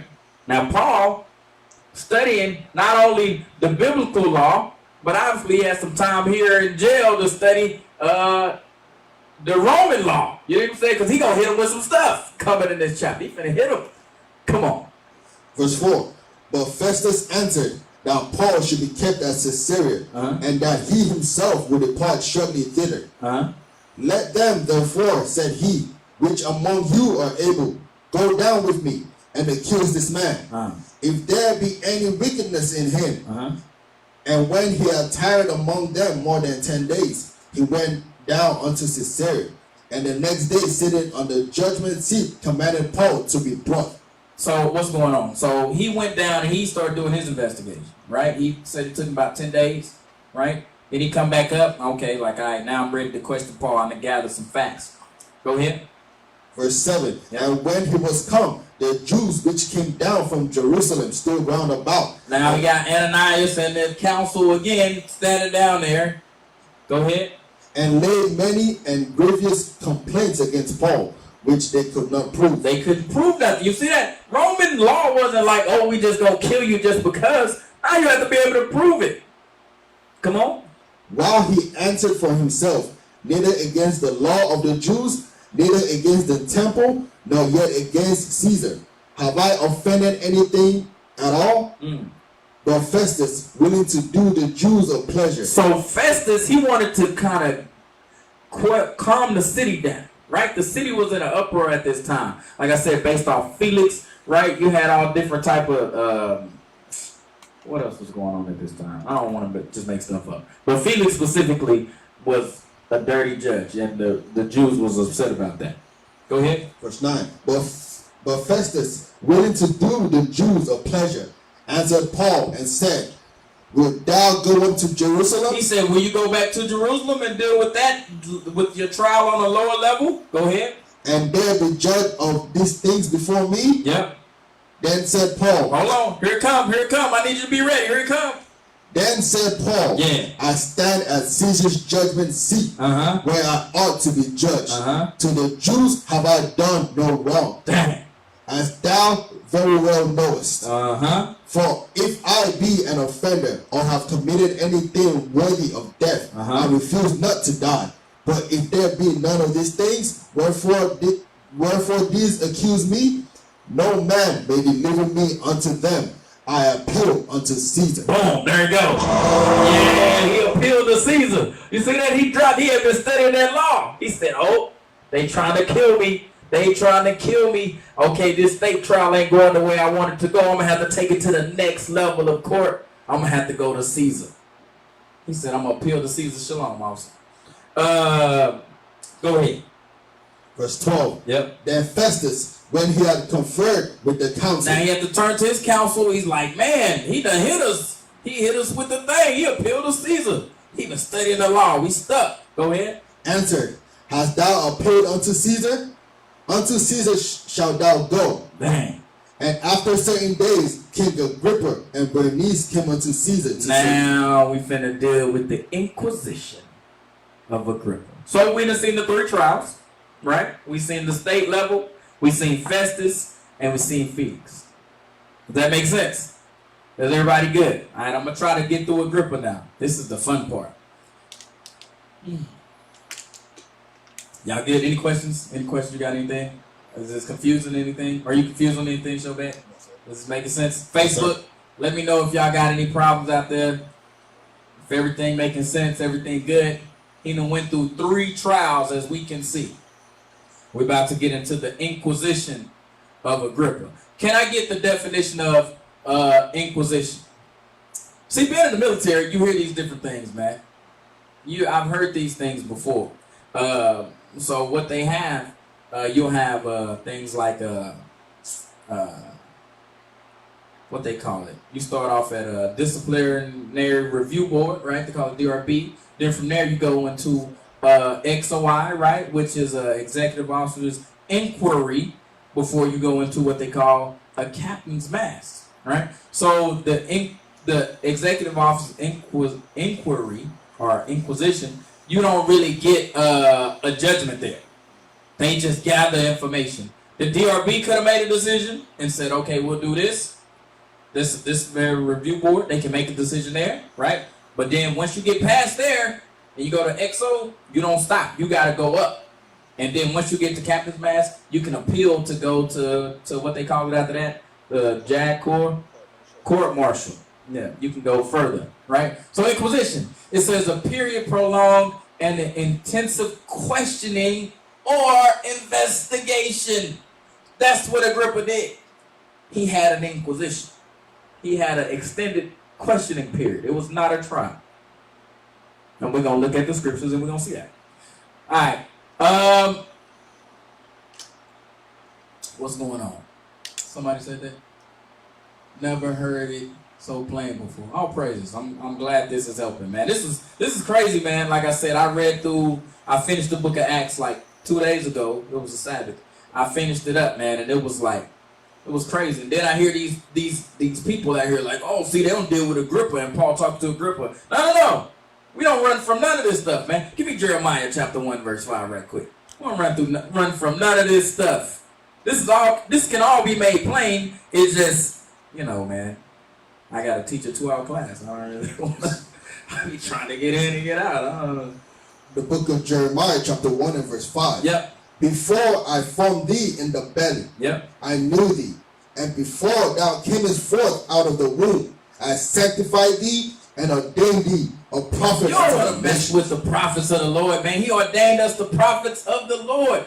With that being ordained, right, that means that he ordered us not just to read the Bible and know about a bunch of precepts, right? We're supposed to be able to get in here and really understand what's going on. Why does Paul's court cases matter? Why do these things matter? I'm going to tell you why they matter. Give me Romans. Where do you say that all scripture is written? 15:4. Give me that. This is why this matters. When I was really thinking about this, so I always like to look at this stuff and say, well, why is God putting this in the Bible for us? What is he trying to tell me? Read that. The book of Romans chapter 15 and verse 4. Yeah. For whatsoever things were written aforetime were written for our learning. Yes. That we through patience and comfort of the scriptures might have hope. So we through patience and comfort of the scriptures might have hope. Sometimes some of us are going to go through trials with trumped up charges that don't make no sense. And we're going to have to be able to look through the scriptures to have comfort. And know what? The judgment might not go in our favor, but we can't lose the faith. We can't. I just finished, like I was telling you, what you call that thing? When They See Us, right? That one guy, man, he was a young man, 16 years old. He never lost it. He said, I ain't going to even, there's no point in me even going to, what's the thing they used to make him go to? parole hearing. Like, there's no point in me going to this parole hearing because I'm not changing my story. It is what it is. I know I ain't do it. I'm going to just do the max. That's what he said. I'm going to just max out. You know what I'm saying? Because I ain't do it. You want me to come in there and confess to some stuff I ain't do? Nah. You know what I'm saying? So when we looking at the scriptures, we're supposed to see this stuff and have hope, knowing, guess what? Sometimes you gonna get brought up on some charges that don't really matter. And it might not go in your way. It might not go in your favor. Don't lose the faith, though.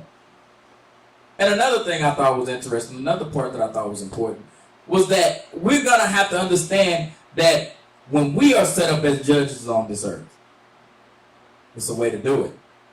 It's a way to investigate. And Paul knew that our people were unwilling to do that, unwilling to verify the facts. And even with them being brothers that studied the Bible, they were unwilling to look at the scriptures and look at the different things that even the other nations was able to see. Why would Herod run around trying to kill all these firstborn boys if he didn't know that what the scriptures had said? But yet when Paul said to him about Christ coming, they like, oh, we got to put him on trial for this. Ah, man, come on, man. Where I'm at? Verse 13. Verse 13, here we go. And after certain days, King Agrippa and Bernice came unto Caesarea to salute Festus. So King Agrippa. They called him King Agrippa. Don't they got a Roman Empire? A Roman emperor? Don't they got a Caesar at the time? Don't they got Festus we looking at, who was a procurator of our governor? But they got this guy right here. Read it again. And after certain days, King Agrippa and Bernice. King Agrippa. King Agrippa. King is lowercase as well. I wonder why. I wonder why. All right, let's go. Now, I'm going to have to go down my history hole a little bit, right? So I'm going to try to hold it together. Stay with me. Let's start with, we got to understand the players, right? We got to understand the players. Let's go to 1 Maccabees, chapter 1. Because there's going to be some terms you're going to hear, right, that might confuse you, right? 1 Maccabees, chapter 2, I'm sorry. 1 Maccabees, chapter 2. Let's start at verse 1. The book of 1 Maccabees, chapter 2 and verse 1. Yep. In those days arose Mattathias. So in those days rose up Mattathias, talking about the time of Antiochus Epiphanes, right? Going into what they call the Maccabean revolt, right? Ptolemy, Antiochus, all these guys are players at this time, right? Read it again. In those days arose Mattathias, the son of John. The son of John? The son of Simon. The son of who? Simon. The son of Simon. A priest of the son of Joarib, from Jerusalem, and dwelt in Modin. So you're going to hear a term called the Hasmonean dynasty, right? It's called the Hasmonean dynasty because they were considered the sons of Simon. All right, so when you hear Hasmonean, that's where it comes from. Mattathias, the son of John, the son of Simon, making reference to the Hasmonean dynasty.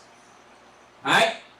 All right, so we're going to hear Hasmonean some when we go forward. All right, so we're investigating who this Agrippa character is, who this King Agrippa character is. All right, I want John Hyrcanus. I want John Hyrcanus, right? I texted to you last night. Yeah, I put it on there. I want, what part do I want? Hold on, let me look at it. I said I wanted economy and foreign relations. Economy and foreign relations. Okay, go back up to the top there. We'll start at the top right quick so we can see who it is. All the way to the top, all the way. Okay, John Hyrcanus. Scroll down. Okay, John Hyrcanus, ancient Greek, was a what? Hasmonean, son of Simon, right? That's what it means. Hasmonean, son of Simon, Maccabean leader and Jewish high priest of the 2nd century BCE. In rabbinic literature, he is often referred to as Yohanan Kohen Gadol, John the high priest, right? So we called him John Hyrcanus, right? The high priest. That's a problem there. It's a problem. During his father's and brother's times, they conquered a lot of land. What does conquering land need? What do you need if you conquer land? Huh? Need war? Okay. I got war. I got the war. I took over. That was mine. What needs to be set in place? Order? Okay. Order. What else? You already said military. Laws, okay. You watch, what's that show, Game of Thrones. Remember, right? So you got the Dragon Queen, right? She conquering all this area. But what would keep happening when she would leave to go conquer another area? Somebody else would take over. Why? Because, what happened? Go ahead. Well, just because everything wasn't all the way set up in order. Right? Okay. She would free the slaves and then it would be like chaos. Yep. That's what would happen. So if John Hyrcanus would go in and take over these different areas and his fathers and his brothers, you can, again, I'm trying not to go too far in the Maccabees, but as you read through Maccabees, they taking and conquering a lot of land, right? What you need is a king. You need a leader. You need a leader, right? But he called John Hyrcanus, what did they call him? It says a leader and Jewish high priest. Okay. Let's scroll down. I want to go to where it says economy and foreign relations. Okay, so we're looking at the economy and foreign relations of John Hyrcanus. Scroll down. Okay, it says after the siege of Jerusalem, Hyrcanus faced a serious economic crisis in Judea. We can assume the economic difficulties subsided at the death of Antiochus the, seventh. Hyrcanus no longer had to pay taxes or tribute to the weaker Seleucia. So that's making reference to, like we just read, Antiochus, right? That's that same dynasty. Seleucus. The economic situation eventually improved enough for Hyrcanus to issue his own coinage. On top of that, Hyrcanus initiated vital building projects in Judea. Hyrcanus rebuilt the walls destroyed by Antiochus. He also built a fortress north of the temple called Baris, and possibly also a fortress of Hyrcania. Okay, this is good. Moreover, Hyrcanus sought for good relations with the surrounding Gentile powers, especially the growing what? Roman Republic. 2 decrees were passed. The Roman Senate that established the Treaty of Friendship with Judea. Although it is difficult to specifically date the resolution, that represent efforts made between Hyrcanus and Rome to maintain stable relations. Also, an embassy sent by Hyrcanus received Roman confirmation of Hasmonean what? Independence. Going back to what we was talking about, they had sovereignty even though they was under Roman authority. Okay, where I'm at. Independence. Hyrcanus was an excellent case and ruler backed by Roman support. In addition, Hyrcanus was able to maintain steady relationship between Ptolemy and Egypt. That's important, right? Because you had cities like Alexandria and stuff like that, right, where Jews dwell. So he was able to keep relations where they could pass this way and that way, right? Attain citizenship rights. This is probably made possible due to various Jews living in Egypt, whose connection to Ptolemaic court. Finally, the cities of Athens and Pergamon even show honor to Hyrcanus in the effort to appease Rome. Scroll down.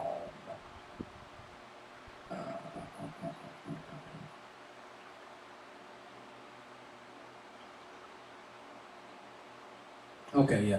Furthermore, the minting of coins, Hyrcanus demonstrated John's willingness to delegate power. 63 coins. You'll hear the priest. The reserve of the coins containing the phrase, the assembly of the Jews. This seems to suggest that during his reign, Hyrcanus was not an absolute what? Ruler. Instead, Hyrcanus had to submit at times to an assembly of Jews that had a certain amount of minority power. Okay, scroll down. So you see, it's a kind of go-between. Go ahead, scroll down a little bit. In Judea, religious issues were core aspect of domestic policy. Josephus only reports one specific conflict between Hyrcanus and the Pharisee, who asked him, here it comes, who asked him to relinquish the position of high priest.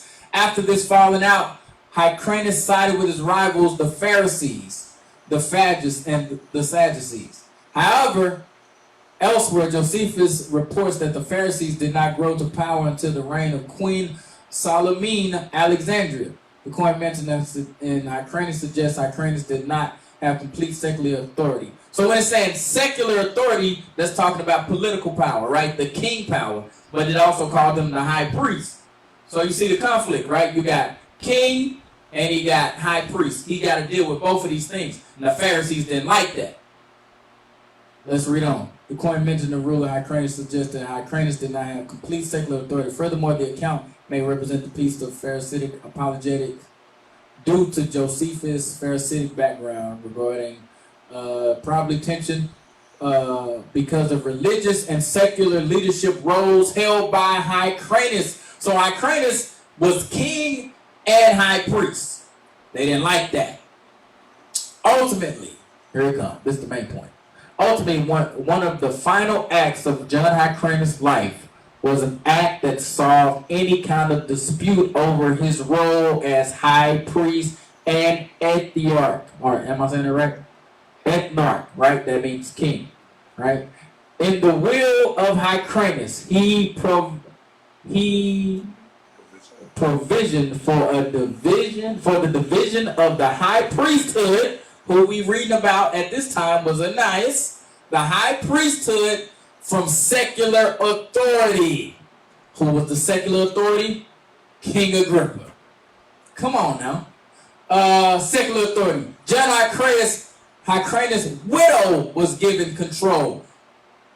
You give the control of the secularness to a woman. If she marries, where's that power going to be? To that man. So now, when I was showing you Marianne, she was married. Bernice, when you look up Bernice, she was married to this dude. The power. Watch. Go ahead. That's even in our law, right? The man is the head of the house. So even if she married an Edomite man, she would give that man. She would give him that power. That's why they kept trying to marry into those Hasmonean women. That's why when you read, she was a Jewess. She had that Hasmonean blood in her. Watch. It says Hyrcanus' widow was given of civil authority after his death, and his son Judas Artisible was given the role of high priest. This action represented John Hyrcanus' willingness to compromise over the issues of secular and religious authority.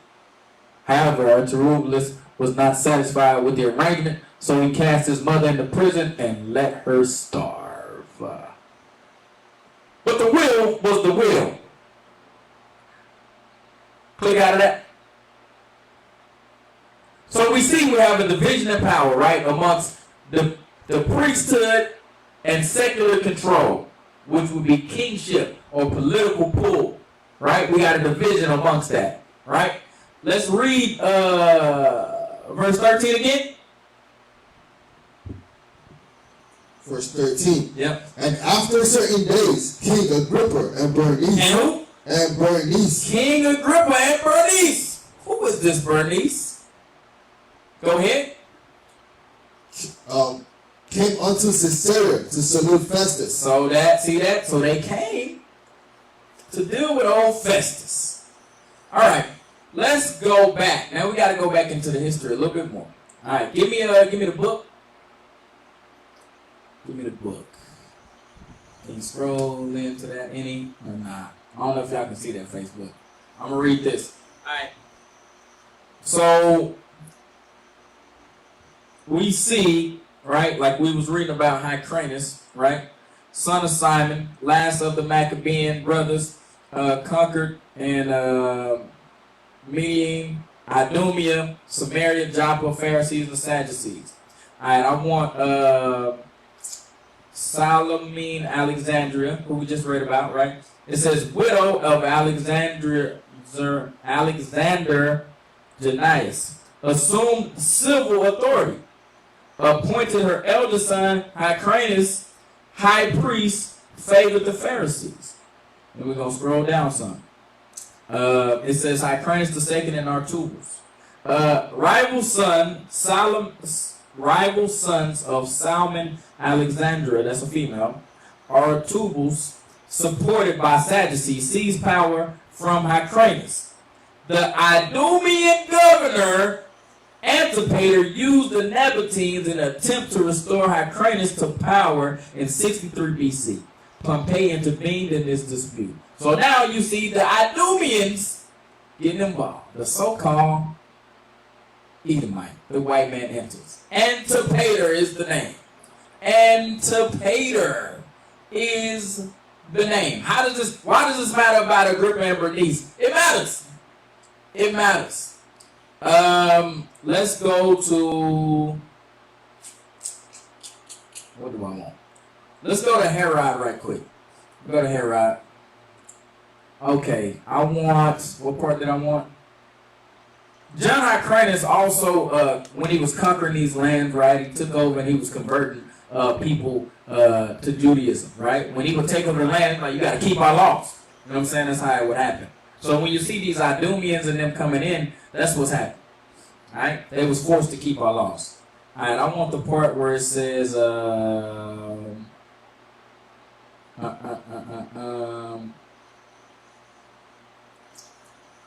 I want, we'll just start at the top. Start at the top. Yeah, I want that part too, but go back up to the top real quick. I want to wait at the top. So we can just figure out who Herod is. So scroll, yep, just scroll down. Okay, that's fine, that's fine. Herod, Tiberian the Greek, also known as Herod the Great, Herod the First, was a Roman client king of Judea, referred to as Herodian Kingdom. The history of his legacy is polarized opinion on council building projects throughout Judea, including the expansion of the Second Temple of Jerusalem, destruction of port, blah, blah, blah. Read down. Here we go. Scroll down. Josephus, Gospel, Massacre of the Innocent, during the birth of Jesus. Still going to criticism. All right, scroll down, scroll down, scroll down, scroll down. We're going to come back to this. Click on, nope, go back up. Click on Mary Amy 1. What they say? Scroll down. Watch what they say. Mary Amy. Also Mary Amy the what? Hasmonean. So what does that mean? He was trying to combine or take that power that that woman had because she was a Hasmonean. It was specific power, secular power given to that. That's why he would be King Herod. That's why he would be King Agrippa, because he married into that family that had that secular power, that civil political pull. Does that make sense? So when we get to Agrippa, we can't fall off the deep end and think, oh, they're not doing this. That's what they was doing. Go back to Herod now. So he married Miriam the Hasmonean, Israelite woman. All right. Now go down to the part I asked for. Chronology. Yeah, click that. Okay. Roman war against Antiochus, conquest of Jerusalem, makes 17-year-old brother-in-law Trubulus high priest. So that, see that?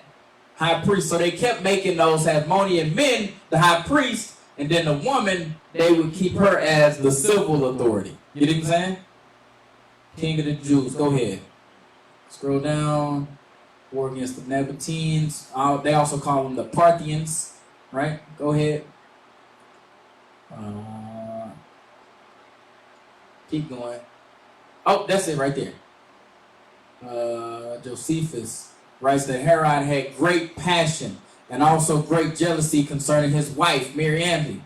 She learns of Herod's plans to murder her and stops sleeping with him. Herod puts her on trial and charges her with adultery. Scroll down. I don't remember what I wanted out of here. Reporting gain of Egypt, go down. Herod built a palace. The Roman Emperor Augustus grants him the region, Trichocanis, Bithynian, and Arnesius to the northeastern. Expansion started at Temple Mount. I don't remember what I wanted out of here. I can't remember. 10 BCE. Go ahead. Newly expanded. No, I don't remember what I wanted out of here. Keep going. Here, pop up. High treason. Court hearing. Keep going. I said I wanted this part. I thought I just wanted the family tree. Go ahead. Keep going. Yeah, I just want the family tree. I don't know what I want out of it. Click on family tree. I don't want that. Family tree. Okay. Look at that. Look who his father is. Antipater. The plot thickens. You see this? So when you read about, like we just read over here, it said that Antipater used the Nabateans in an attempt to restore Hyrcanus' power in 63 BC. So Antipater was already trying to get involved in this thing, right? His wife was Cypros, right? So Antipater had Herod the Great. Scroll down. So Herod the Great, he married Doris, but he divorced her. Go ahead, scroll down. Okay. So scroll back up, I'm confused. Okay, so he married this Doris chick, Antipater the second. Scroll down. Alexander and Alexandria, Herod the Great. Okay, so this is when he married Mariamne. Okay, so scroll down. So he had Artusable, Bernice, Alexander. Scroll over. Scroll to the side. It's not letting me scroll to the side to see what else is over there.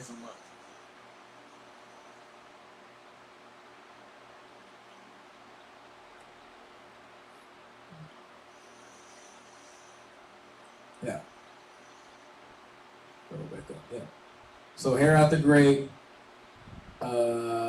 Mariamne, Olympias, Herod Achilles, Herod Antip. Huh? Oh. Yeah, now this makes sense. Okay. So there it goes. So Bernice, Alexandria, so pull down some.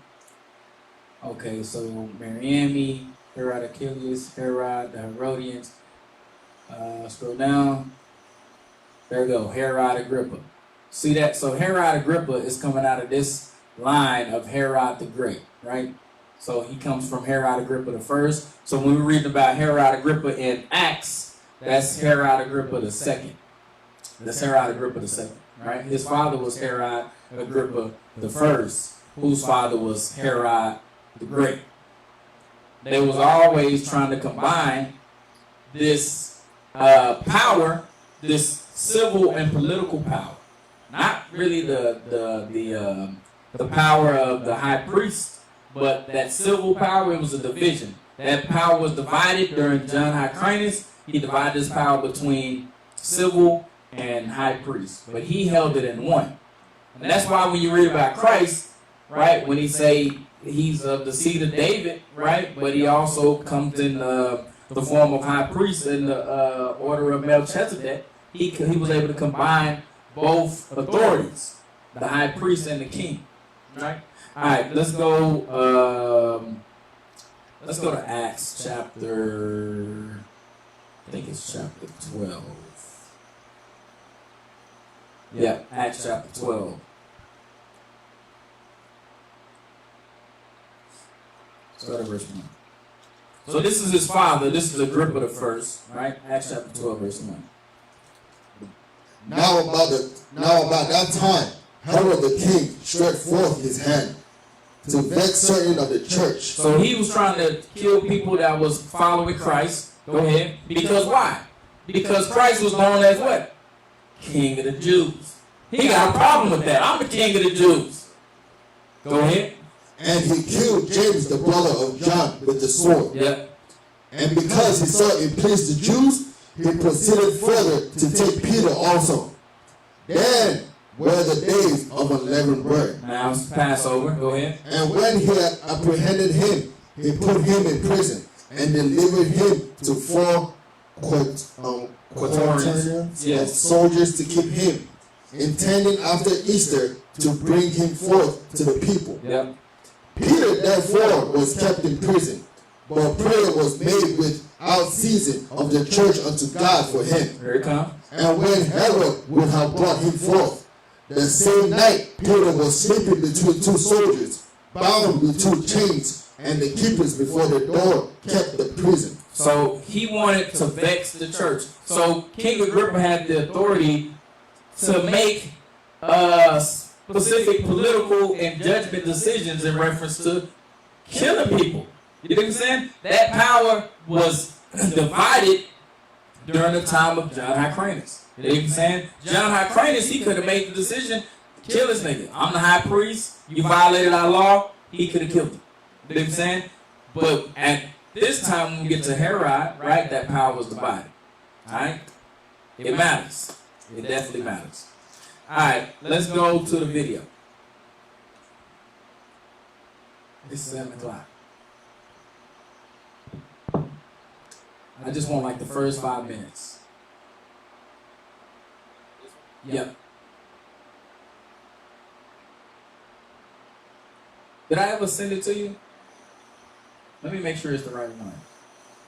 Did I ever post it or no? I posted it in the group. It's called the Real Herod Biblical Tyrant Documentary. Yeah, that's it. Okay. Go ahead. Can't hear it, bro. Okay.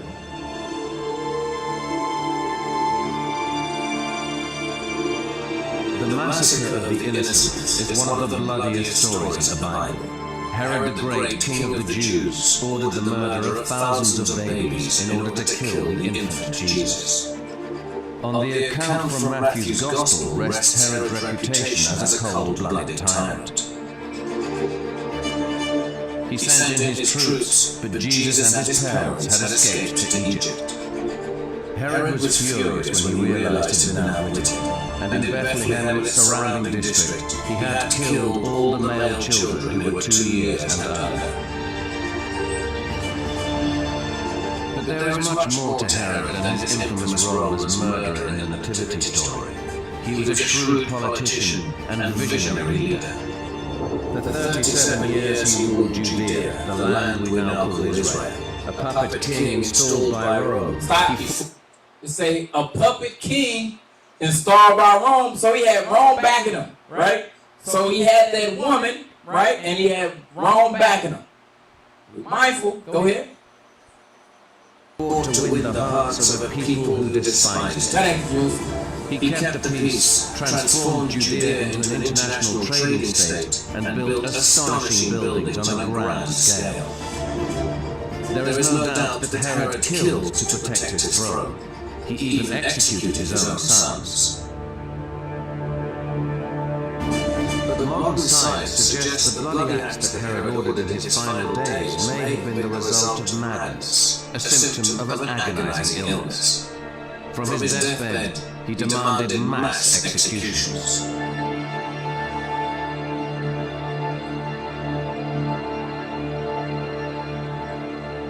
But did this jealous, volatile king really order the massacre of the innocents as the Bible says? Has this one story obscured the real Herod?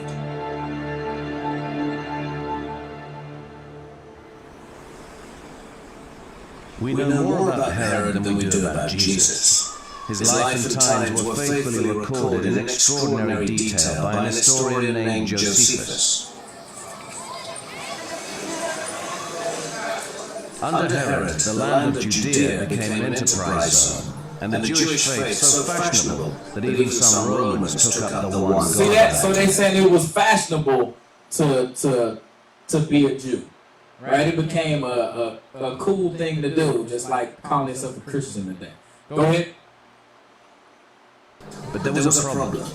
One that right from the start blighted the reign of the king of the Jews. What's the problem? He wasn't Jewish. He wasn't what? He wasn't of the children of Israel. So his problem was, how do I win over the people that are the Israelites?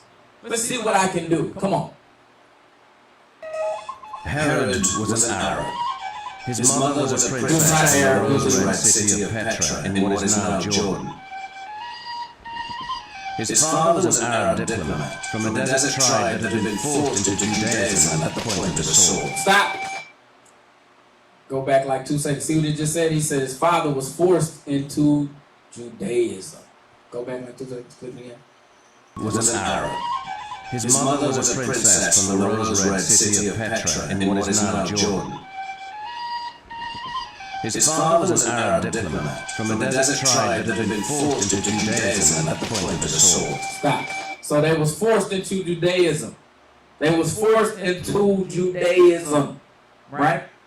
By John Hyrcanus. Go ahead. To real Jews, Herod came from a family of heathens. They never called him king. One way or another, he was accepted by the Jewish nation as the legitimate ruler over the land and over the Jewish nation, simply because the Bible says that only King David and one of his dynasty can rule the Jews. Stop. So they understood that only somebody of his dynasty could rule the Jews. Right? Go ahead.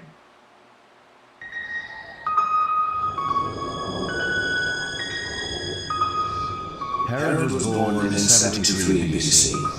At that time, Judea was part of the Roman Empire, but ruled from Jerusalem by a popular Jewish royal family, the Hasmoneans. The Hasmoneans. The ultra-religious Hasmoneans were direct descendants of King David. Herod's father was their prime minister and a statesman of genius. Stop. So we say his father was a prime minister, right? Typical us, right? Let's go to this. Let's go to Esther, right quick, just so y'all can see the point. And this is what we always would do this too in these dang other nations. Then we can look at the curses, right? Where it tell you those that are small among thee will get up very high and all that stuff, man. So that's what happened. Let's look at the rest of Esther in the Apocrypha, chapter 16.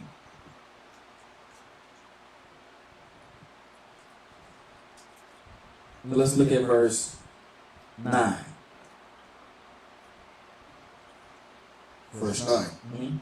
Both by changing our purposes and always judging things that are evident with more equal proceeding.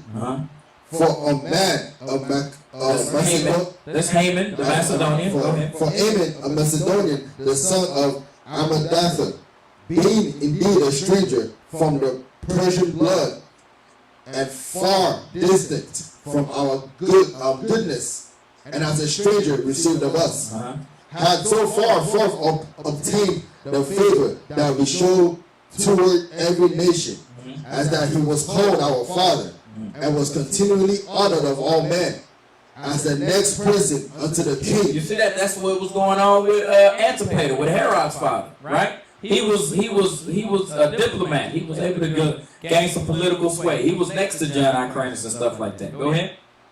But he was not bearing his great dignity, went about to deprive us of our kingdom and life. You see that? That's what they always do. They go about to deprive us of our kingdom and our life. Went in there and took the kingship. That's what they did. Right? Go ahead on the video. A man the Romans could do business with. You see that? The Romans, he making underhanded deal with the Romans and stuff.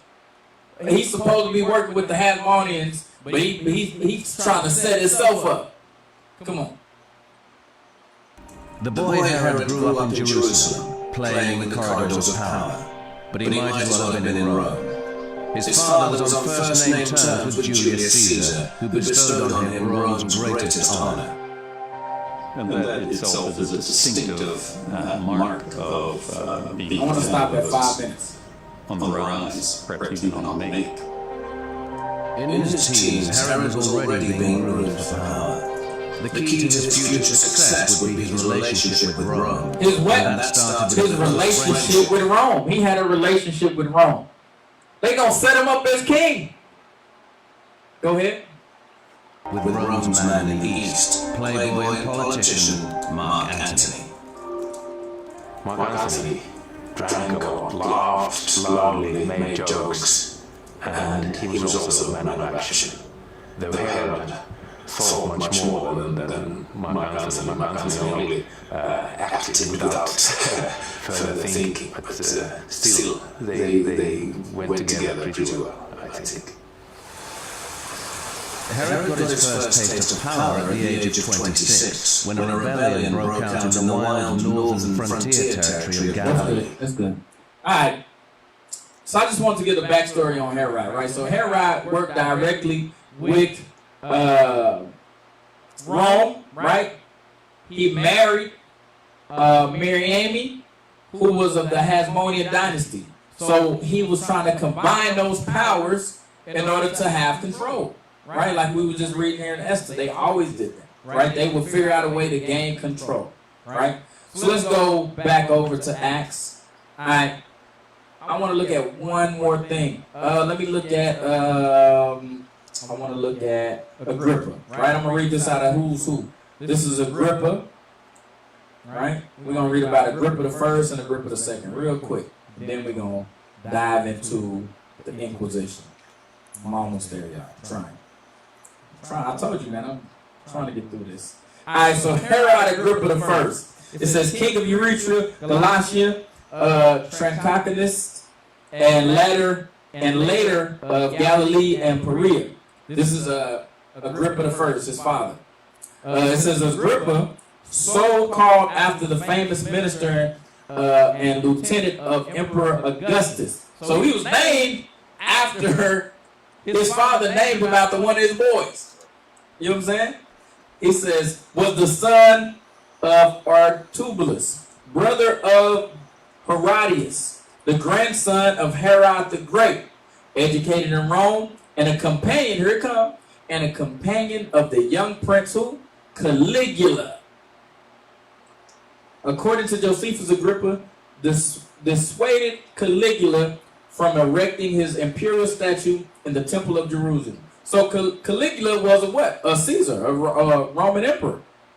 So this is the father of who we're reading about in Acts 24, Herod Agrippa II, right? Okay, so Herod Agrippa II, we'll read about him right quick. It says, King of Chalcis, the second Agrippa, the young son of the first and great-grandson of Herod the Great, was given the Lebanese ethnarchy, or kingship, of Chalcis by Emperor Claudius. So again, this family was directly connected to the Roman Empire, and they would give them certain swaths of land, right? And they would call themselves king because the monarchy was divided between the high priest and the king. They would separate those two things. All right. Now, let's look at what's going on. Where we at? 25 and 13. Yep. And after certain days, King Agrippa and Bernice came unto Caesar to salute Festus. And when they had been there many days, Festus declared Paul's cause unto the king, saying, there is a certain man left in bonds by Felix, about whom, when I was at Jerusalem, the chief priests and the elders of the Jews informed me, desiring to have judgment against him, to whom I answered, it is not the manner of the Romans. It is what? It is not the manner of the Romans. Okay. To deliver any man to die, before that he which is accused have the accusers face to face, and have license to answer for himself concerning the crime laid against him. So he was saying, look, the way we Romans do business is, guess what? You gotta go through your trial. You gotta see your accusers face to face, and then we'll make a decision. You able to give answer to why you did what you did, and they make accusations. All right, we're gonna jump down. Jump down to 22. Verse 22. Then Agrippa said unto Festus, I will also hear the man myself. Tomorrow, said he, thou shalt hear him. Okay, so he said, all right, we'll set it up. We'll set it up so you can do an inquisition. Go ahead.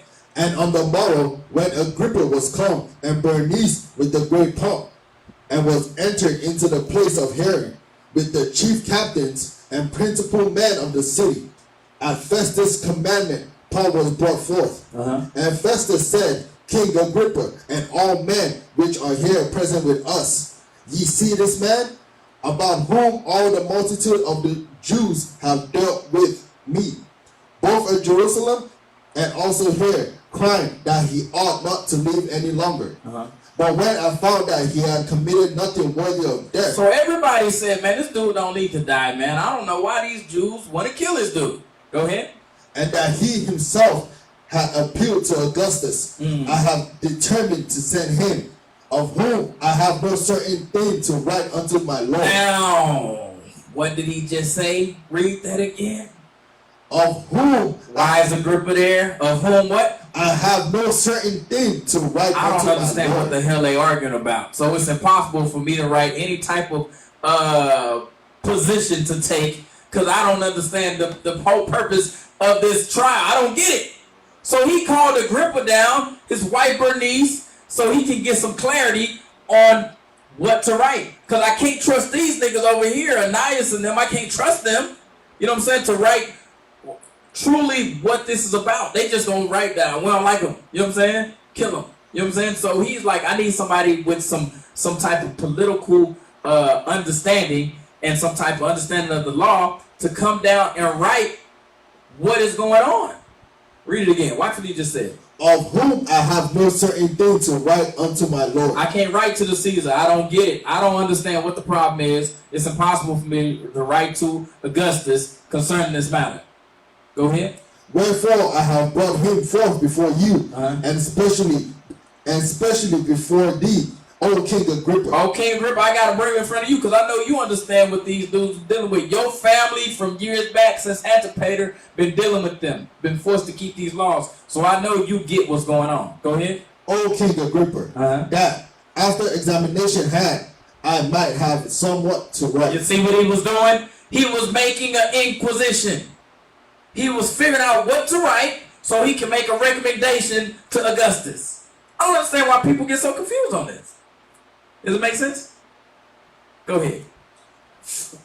27. For it seemeth to me unreasonable to send a prisoner and not withal to signify that the crimes laid against him. He like, I can't send a prisoner to trial and I don't even know what the trial is about. I gotta call down Herod to write for me. Why? Go back to what Paul said. Go back, read verse chapter 25 and read verse 9. Verse 9. But Festus, willing to do the Jews a pleasure, answered Paul and said, Wilt thou go up to Jerusalem and there be judged of these things before me? Paul, see, he understood that Paul wouldn't want to be judged of them. So why would you think that he would want him to write a recommendation for him to go stand before Caesar? Go ahead. Yeah, stay where you at. Okay. Verse 10. Verse 10. Then said Paul, I stand at Caesar's judgment seat, where I ought to be judged. Where I what? Where I ought to be judged. Why should he be judged there? Because the Jews was biased. They didn't like Christ. They didn't like Paul. So they're not going to write a reasonable explanation on why he's on trial. They're sitting up there accusing him. And people make it like, see, well, he should be just dealing with the Jews. People say things like, we should be judged by all people and stuff like that. You can't. We can't deal with law and order. We can't dealing with evidence and the facts. Nah, emotions get all involved and stuff. And so he was like, I gotta call in the Edomites, man. Call in King Agrippa, man, so you can come right out what's going on, because I don't get it. Alright. Let's go to read verse 25 and 26 again of this chapter. I like that. I like what he's saying. Go ahead. 25 verse 26. Yeah. Of whom I have no certain thing to write unto my Lord. Yep. Wherefore I have brought him forth before you, and especially before thee, O King Agrippa, that after examination had, I might have somewhat to write. He like, I gotta figure out what to write to Caesar, to Augustus. I gotta figure out what to write to him. Go ahead. For it seemeth to me unreasonable to send a prisoner and not withal to signify the crimes laid against him. I can't write down my recommendation to Caesar. They got real law and order going on here. He got to be able to recommend what he thinks should happen. That's why this is called the Inquisition. Come on. chapter 26 and verse 1. I'm trying to get through this. So again, Paul is going to explain Christ coming down, blinding them with light, saying he was resurrected from the dead. Everybody thinks he's crazy. You know what I'm saying? But they can't understand just because we think he's crazy that we got to put him to death. That's pretty much what's going on, right? That's what Paul is going to say. Just start at verse 1. We'll read a little bit. Verse 1. Then Agrippa said unto Paul, Thou art permitted to speak for thyself. Yep. Then Paul stretched forth the hand and answered for himself. I think myself happy, King Agrippa, because I shall answer for myself this day before thee touching all things whereof I am accused of the Jews. Especially because I know thee to be expert in all customs. Why would he be expert in all customs? His father and his great-great-grandfather Antipater, all the way down to Herod the Great and Herod Agrippa the First, and now him, all of his family line was forced into the customs of the Israelites. They would be what? Experts at that point. 4 generations of this, you're an expert. Read it again. Especially because I know thee to be expert in all customs and questions which are among the Jews. Wherefore I beseech thee to hear me patiently. So he said, I'm going to try to explain everything to you patiently. Just stay with me. I know I'm going to kind of jump off the rails a little bit. Let's go to verse 19. So if you read through this, right, he's explaining what happened when Christ knocked him off the horse and stuff, right? All right, jump down to verse 19. Verse 19. Whereupon, O King Agrippa, I was not disobedient unto the heavenly vision. So he like, I had these visions. I had to do what the visions told me to do. Go ahead. But showed first unto them of Damascus and at Jerusalem and throughout all the coast of Judea, and then to the Gentiles, that they should repent and turn to God and do works meet for repentance. He said, do the work of repentance. Go ahead. For this cause, the Jews caught me in the temple and went about to kill me. He said, all I was doing was telling them to repent. Now they want to kill me. Go ahead. Verse 22. Having therefore obtained help of God, I continue unto this day, witness both to small and great, saying none other things that those which the prophets and Moses did say should come. That Christ should suffer, and that he should be the first that should rise from the dead. They ain't said it again. They like, oh, he done said it. Oh, he done said it. This dude, Christ, he done brought him up again. Y'all know y'all kidnapped this dead man. That's why they mad. So he done said it again. Come on. And should show light unto the people and to the Gentiles.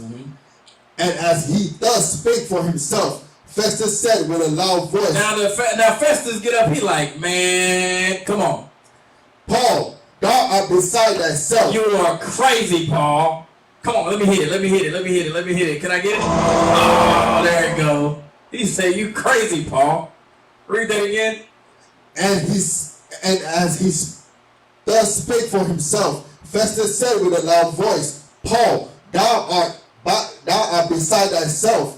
Much learning doeth make thee mad. And he said, I am not mad, most noble Festus, but speak forth the words of truth and soberness. What's he doing over there? Hey, what are you doing? Come on, man. He said, I'm not crazy. He's like, I'm telling you the truth. I'm sober. I'm reading. Come on. Verse 26. For the king knoweth all these things. He said, look, Agrippa know what's written in the scriptures. How does Agrippa know what's written in the scriptures? He said, because your great-great-grandfather was trying to kill the king of the Jews, who they said was going to be risen. So I know you know what's happening.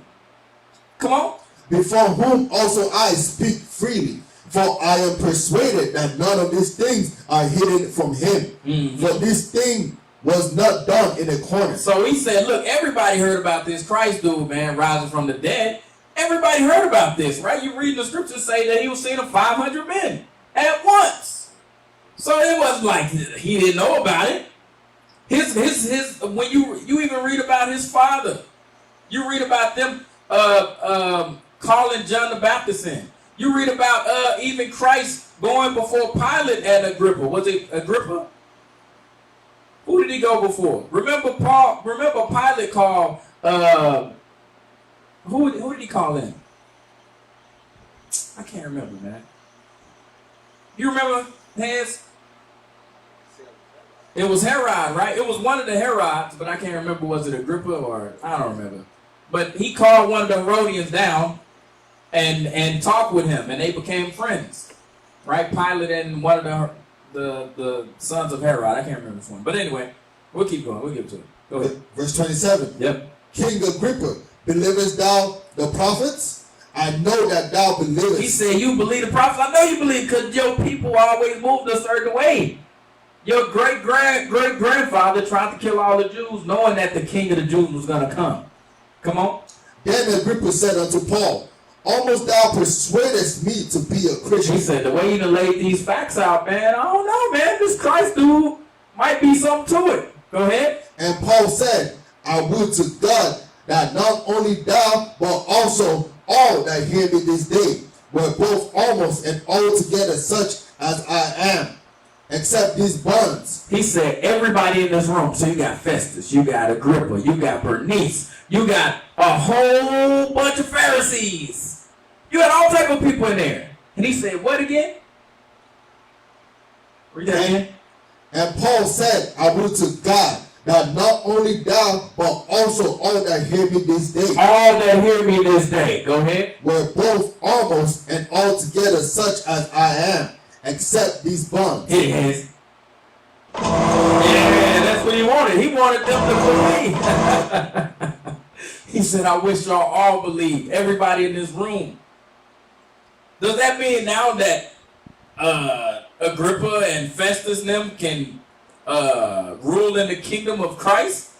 No, it's going to be one king. If they believed in Christ, knowing that it's going to be one king, he's going to be the king of kings. He's going to be king over you, Festus. He's going to be king over you, Agrippa. He's going to be high priest over the Pharisees. He's going to be over everything.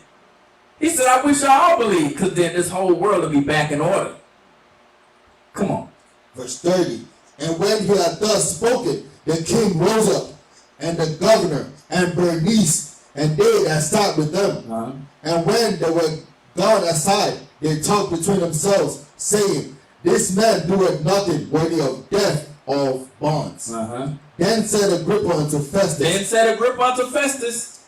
this man might have been set at liberty if he had not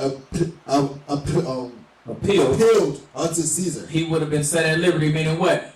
Agrippa had the power to let him go. Agrippa had that power. Festus, once he went into this Roman side of things, once Paul went into that realm, dealing with Caesar and them, he didn't have no power now. That's what he's saying. Go to, let me find it right quick. Go back, I'm about to stop. Goodness, it's something. Go back to verse 25 and 26 of chapter 25. Chapter 25, verse 25.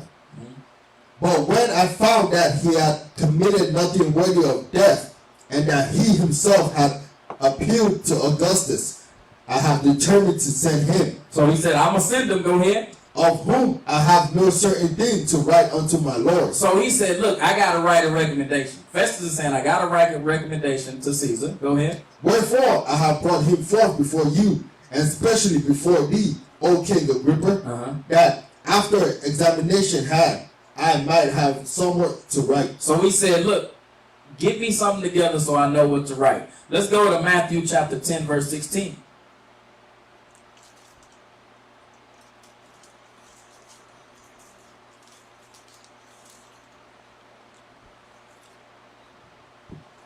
The book of Matthew chapter 10 and verse 16. Behold, I send you forth as sheep in the midst of wolves. Be ye therefore wise as serpents and harmless as doves. So Paul, understanding that this man is going to write a recommendation to him, should he say, you ain't the king, Christ the king. Get out of here, Agrippa. You ain't nothing. Is they going to help him win his case? He's going to get killed. So why would you not want to persuade him to write a positive recommendation for you? They may be like, oh, Paul was trying to save him. No, that's not what's happening. He's on trial. He's going to court. He got to figure a way out of this court case and not get put to death. He fighting for his life right now. So he going to say things in order to not, and again, he didn't say nothing against what Christ said. He didn't say nothing against what the Bible says. He just said, I wish you all would believe. What does that mean? What does that belief mean? Give me that. What was that, Sirach? Nah, believe. Give me that. I'm going to wrap it up, John.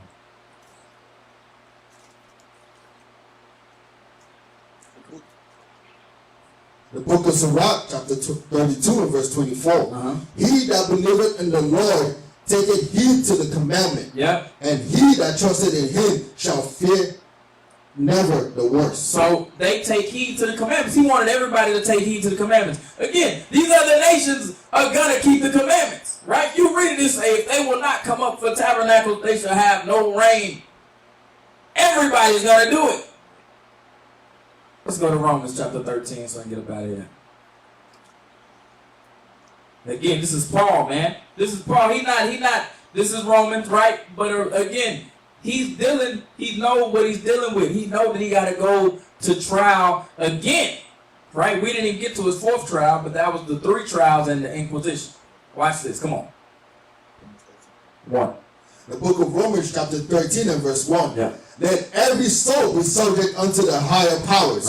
For there is no power but of God. The powers that are ordained of God. The powers that be are ordained of God. The powers that be are ordained of God. He knew that the Roman powers that was set in place was ordained of God. Why? Because if he would have fell under them Pharisees, he would have got put to death a long time ago. But since he knew that the Romans had order, the Romans had a real trial put in place, they had law and order put in place, he said they put in place by God. Give me the song. Give me the song. Come on, read this thing. Read this out of here. Let's go. Go ahead.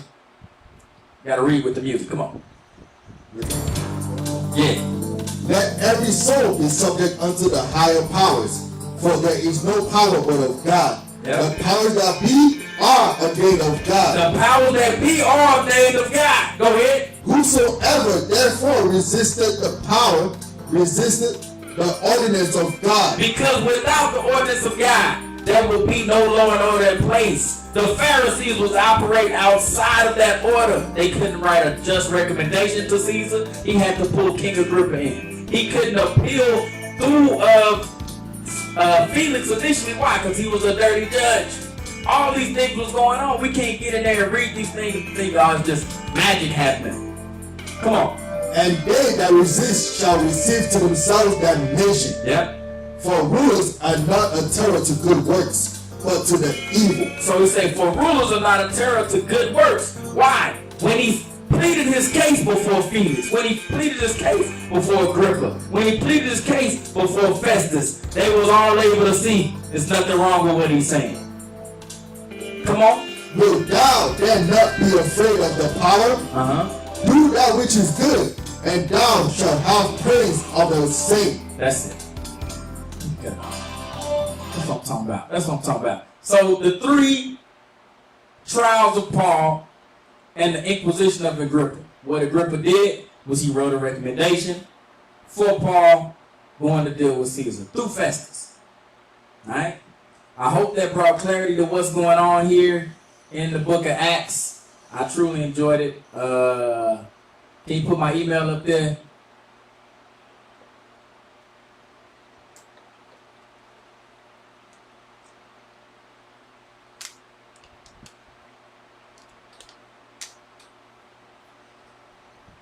Alright, Israel. I'm about done. If y'all got any questions, I would stick around a little bit, but I'm tired. I'm sleepy. Yeah, shoot me an email if y'all got any questions concerning Agrippa and what he was doing there. Or why Paul said what he said to Agrippa. Again, the point of him saying what he said to Agrippa, I wish that thou all believe as I believe, except these bonds. The point that he was making is that Christ is going to set everything in order. So if we all believe Christ is going to be King of Kings, Right? Like he is teaching. He was the first resurrected dead. He didn't teach nothing against that. That don't mean that Edomites and Moabites and Ammonites was going to be dwelling in the kingdom of heaven, which is not some cloud floating in the sky. It's going to be on earth, and we going to rule the planet. And that's all Paul is saying. That's all he's saying, man. You got anything, JDM? Just pay attention to the need for order. Yeah. Right? That's the biggest thing. You kept hitting the point that we will be disorderly or we judge emotionally. So if you're looking at this now and thinking about things you judge emotionally on, you should be able to go to the scriptures and say, let me use the scriptures and move off of that. Let me use these other nations as how I should judge matters. Right. You know what I'm saying? Because sometimes we got to do that. We got to even learn from the other nations because we are such a backwards people. You know what I'm saying? You got anything, Showbeck, before we get out of here, man? Thanks for reading for me, Soldier Showbeck. I appreciate that. You're welcome, sir. All praises. So with that, Israel, man, we're going to say shalom. I kept us long. Most High in Christ bless y'all.